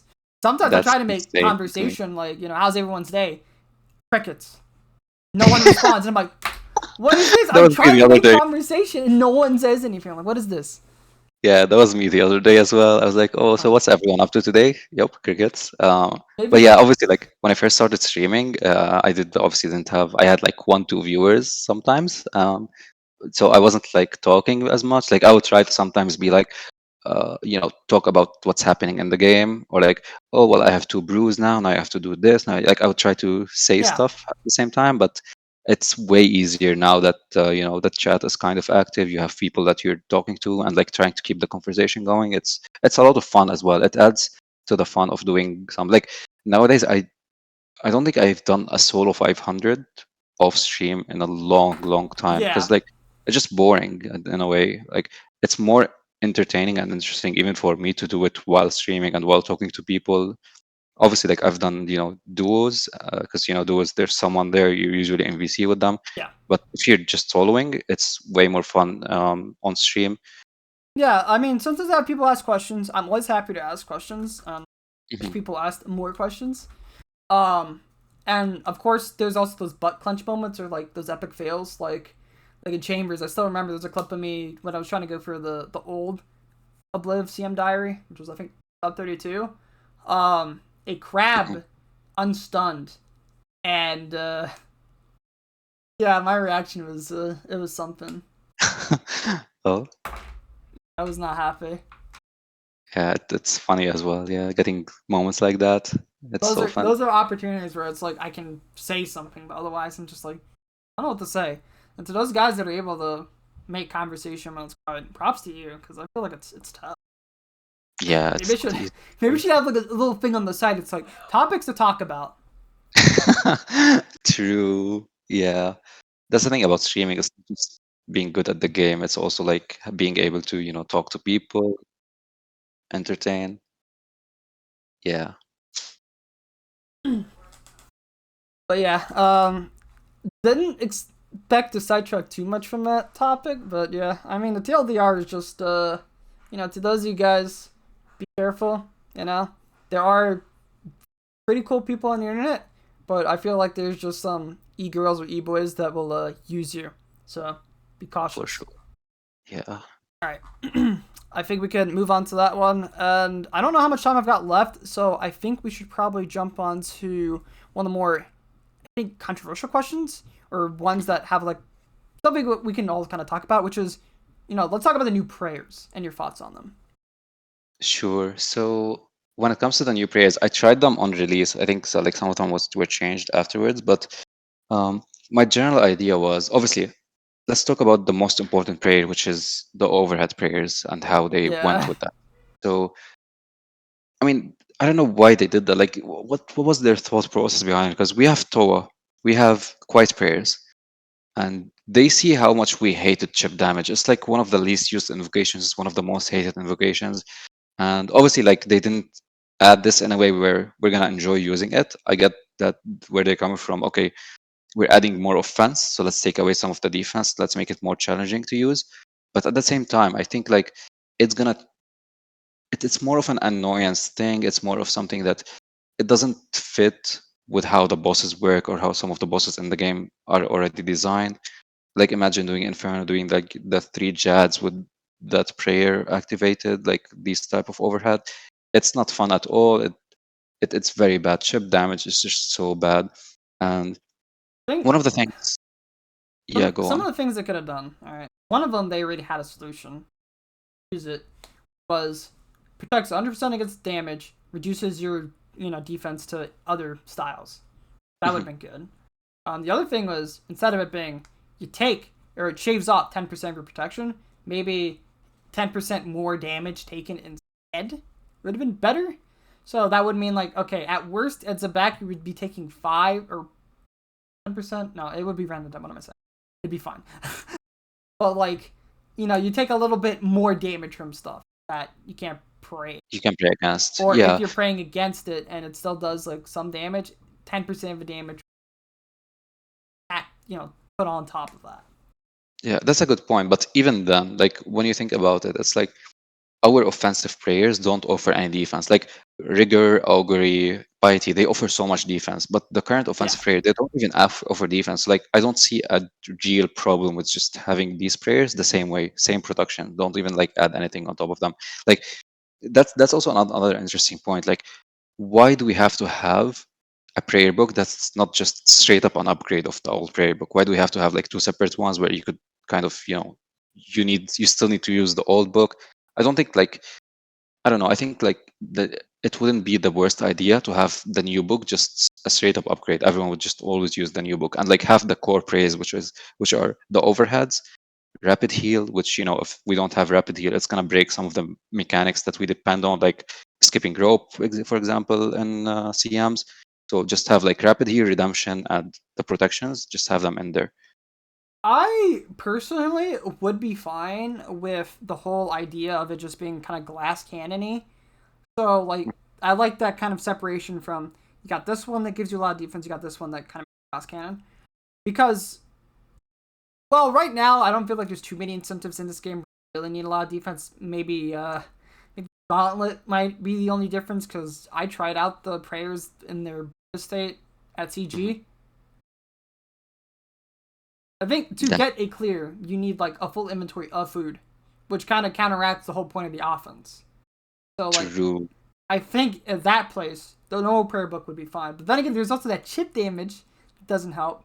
But I feel like even without the chip damage, I'm wondering what's the difference going to be between them. Like, am I going to be able to get faster Hunlift kills with this new prayer book, or should I stick to the normal one instead? Because the defense might make the difference at that boss. So I don't know. I feel like if they scrapped chip damage and made some tweaks to the prayers, then I feel like it would be in a better spot.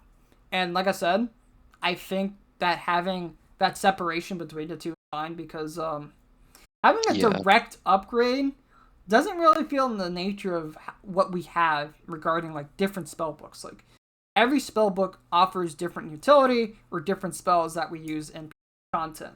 Now I know like the normal spellbook doesn't really get much use outside of maybe chambers because mhm, you need telegrab and fire surge.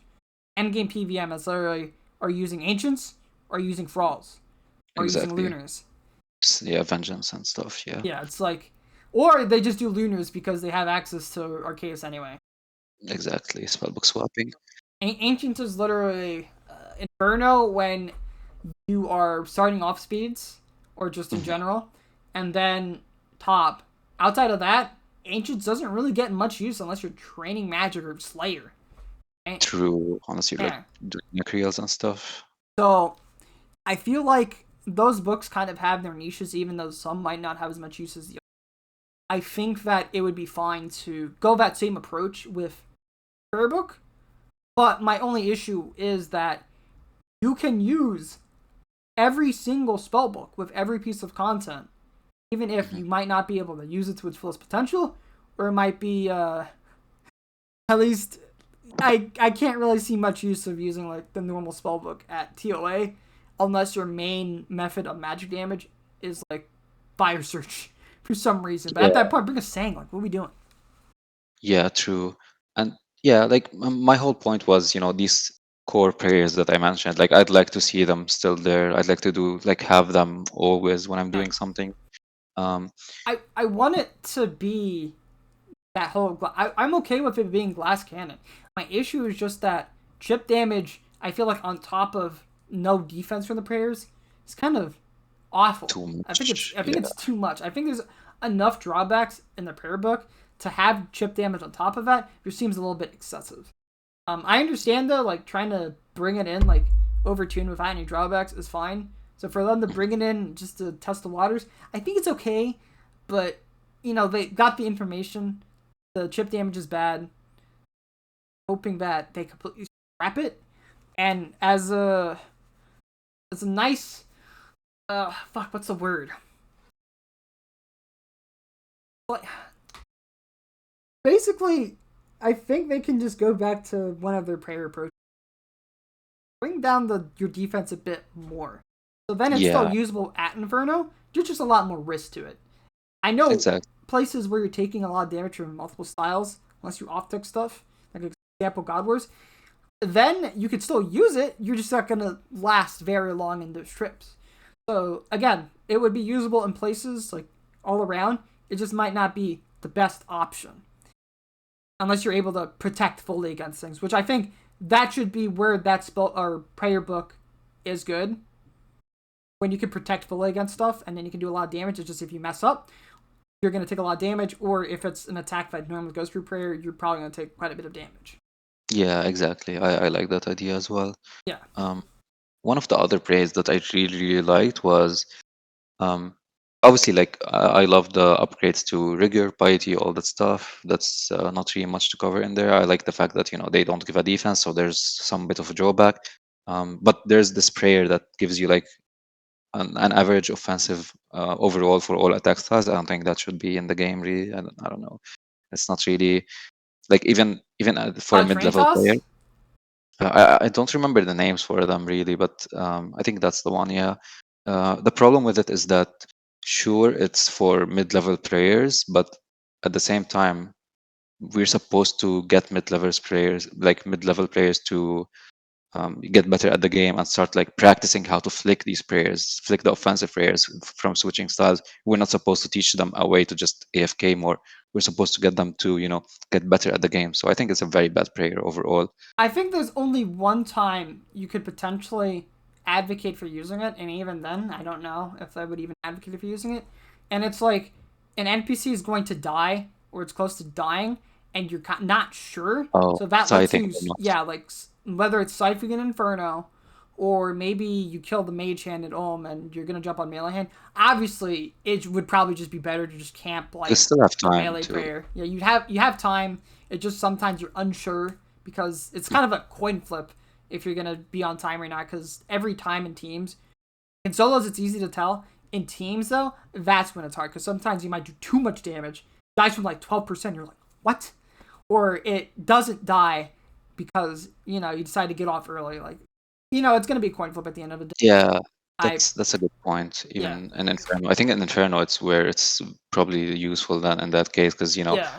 you only have 2 ticks to react when you're blow piping into sighting, so that's where it might But then come in. it might just fall into a noob trap prayer as well. As you said, Exactly. people might just end up camping it in places where a lot of different combat styles might be, like maybe Malocus. People might think it's good there. It's not. And then they might Yeah, try to use it in a monkey room, Baba puzzle. exactly. Um, And there's one prayer which I really like the idea of, which is I think it was like the last prayer where it's an overhead, I but it like adds some Gambit a accuracy lot. to it. I like Gambit a lot. Yeah, like the fact that you're risking switching your protection prayers to get some more DPS. It's really really cool to see. Like Yeah. it's gonna add so much more complexity to PVM. I love that prayer, and like you think about it in a way where maybe sometimes it could be worth it to lose ticks in order to have that prayer turn on. Like if you're forced to like on the tick that you're gonna attack on, you're forced to have a certain protection prayer on, unless like you're gonna take so much damage if you don't. So like maybe delay your attack by 1 tick or something to maybe like I guess for the most part it's not gonna be useful because it's just accuracy, but it would be Accuracy really helps a cool to lot in a lot of places, like top exactly especially. And At niche specking. places, at niche places it could come in handy, which is where I like to see that prayer shine. Yeah. And I could even see it having use on the majors in Inferno, as long as you have a way to It's set it very to true. 5 tick, by like using the pillar. So if you use the pillar as cover, you'll be able to flick it on for the tick you do an attack, and then flick back the mage spray, hide behind the pillar. Yeah, that's very true. So you could like AFK for 3 ticks, then go behind the pillar and delay the hit for the Yeah, next one and have it on. That's a good idea that's as that's well. something Yeah. that they do if it's they're afraid of If the major respawning spawns again. respawning the Yeah, major. So they'll like some players will step under major and then like step out, even though there's a risk of getting. I do that though. true. Yeah. And like So 5 ticks to the pillar, as you mentioned, yeah, so helps with they that. could do that, and that would alleviate the Yeah, gambit problem there.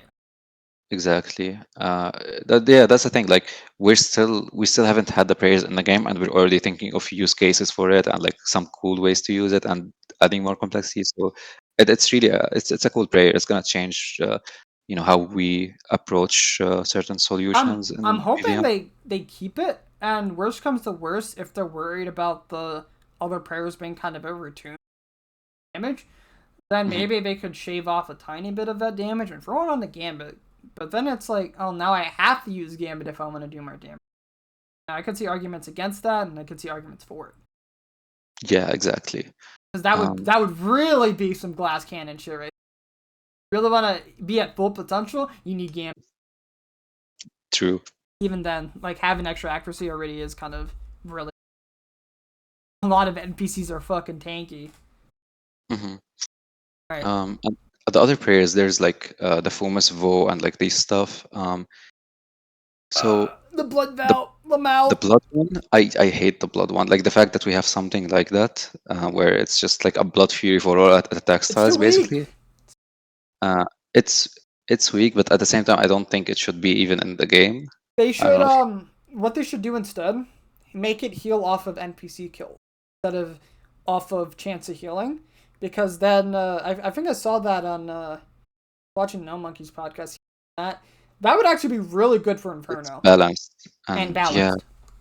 Inferno yeah, especially though, because you kill an NPC, flick it on, you get a little bit of HP for the next wave, or you throw your chins at the bloblets, flick it on. Woo! It's like depending on how much HP it heals, if it's based on like uh, percentage percentage. HP and it Yeah, caps, you could cap it, then you could heal like a little bit of extra HP, which could be especially to yeah, counter like that. that's a very good idea. Yeah, I don't really like the way it's represented right now. And I mean, the poison one, I don't really know exactly how it works now because when I tried it was when, it was bugged. um, but yeah, the poison one was bugged when I tried it. So like you just had to, you could one shot everything with it. Um, yeah, like I don't even remember what the other pairs were. I think there was like the replacement for redemption, which um, I'm not a big fan of. Like it's just complexity for no reason. Just give us the normal redemption. We don't have to make it more complex like that or like weaker in a way. Yeah, Um, that new redemption, as it's been proven how strong it is. They're using it at top to increase the odds of a what is it? They'll bloat one, much faster. one down blow. Yeah, one down blow. It's crazy. They're using located orbs, but I was like, that is insane.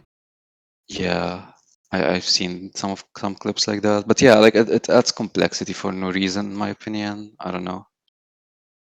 Yeah, Um, and on top of that, it also makes stuff like rope skip and Vespula a bit harder. true. That's the main reason. Yeah, exactly. And also one thing to mention about the prayer book is the the prayer drain. It's insane. It shouldn't drain Oh, prayers I like forgot that. about that. Yeah, that was another thing that I wanted them to change. The prayer drain is disgusting. I saw the numbers. You compare both of them. It's just Oh my God. I remember when I was testing it and someone like clipped something and was showing me. I was looking at the prayers on my clip and it was draining like 2 prayer points every few ticks. It's it's insane. too much for. They added so many drawbacks to the book. I'm hoping they make adjustments. Like I said, it's completely fine to bring in something like this on a beta where it's like it feels weak or there's like a lot of drawbacks on it. hmm because better that way than bringing something in overtuned. Overtuned stuff can lead to some damaging stuff. Exactly. Records that can never be gotten again if they nerf it. Yeah, for sure. But I don't know. It just I want to say I like it. There's just a lot of drawbacks, and there needs to be some adjustments. That's it. Mm-hmm. I agree with that. But I'll conclude it on that. Was there anything else that you want to mention quickly before we throw in the conclusion? No, I think we said a lot about everything. That was really fun. Obviously, join Trismoke if you haven't. Yeah, I was gonna say feel free to throw in your server real quick because it's only fair. Yeah. I'll make sure Discord. to throw a link in the description of the video. I appreciate that. Yeah, discord.gg/Trismoke. But yeah, thanks a lot to Sido for that, and that was really fun. I enjoyed this PvMer spotlight. Yeah, I think this one had a bit of a mixed bag of topics. I mean, I think each one I always ask people about ToA, but it's self-explanatory. Hit the mic. It's the biggest update we've had in like years, so it makes sense to always talk to people about ToA. But we had a little bit of variety with talking about some cool tech and Egirls. Oh god, the Egirls, yeah. I'm just hoping the only thing I'm hoping is that people don't realize I'm putting every person that is online and female in that category. That is not the case, okay? Yeah, that's why I clarified. Yeah, just making sure, only talking about the Stellas, alright? The bad Stellas, the Trident Stellas, okay? That's it. Nothing more, nothing less. Please don't hate me, alright? That's it. Or the E-boys, like Hunter. Yep. But I think I'll call it off there. Don't know who the next guest is going to be, but when I do have someone, I will probably make an announcement in the Discord. But until next time, guys, I hope you enjoy this episode with Mr. Lord Hisoka. Make sure to throw in his Discord, or the Discord of Smoke, and I'll make sure to throw his YouTube in the description. Please check him out. But until next time, guys, I bid you farewell. Peace, guys.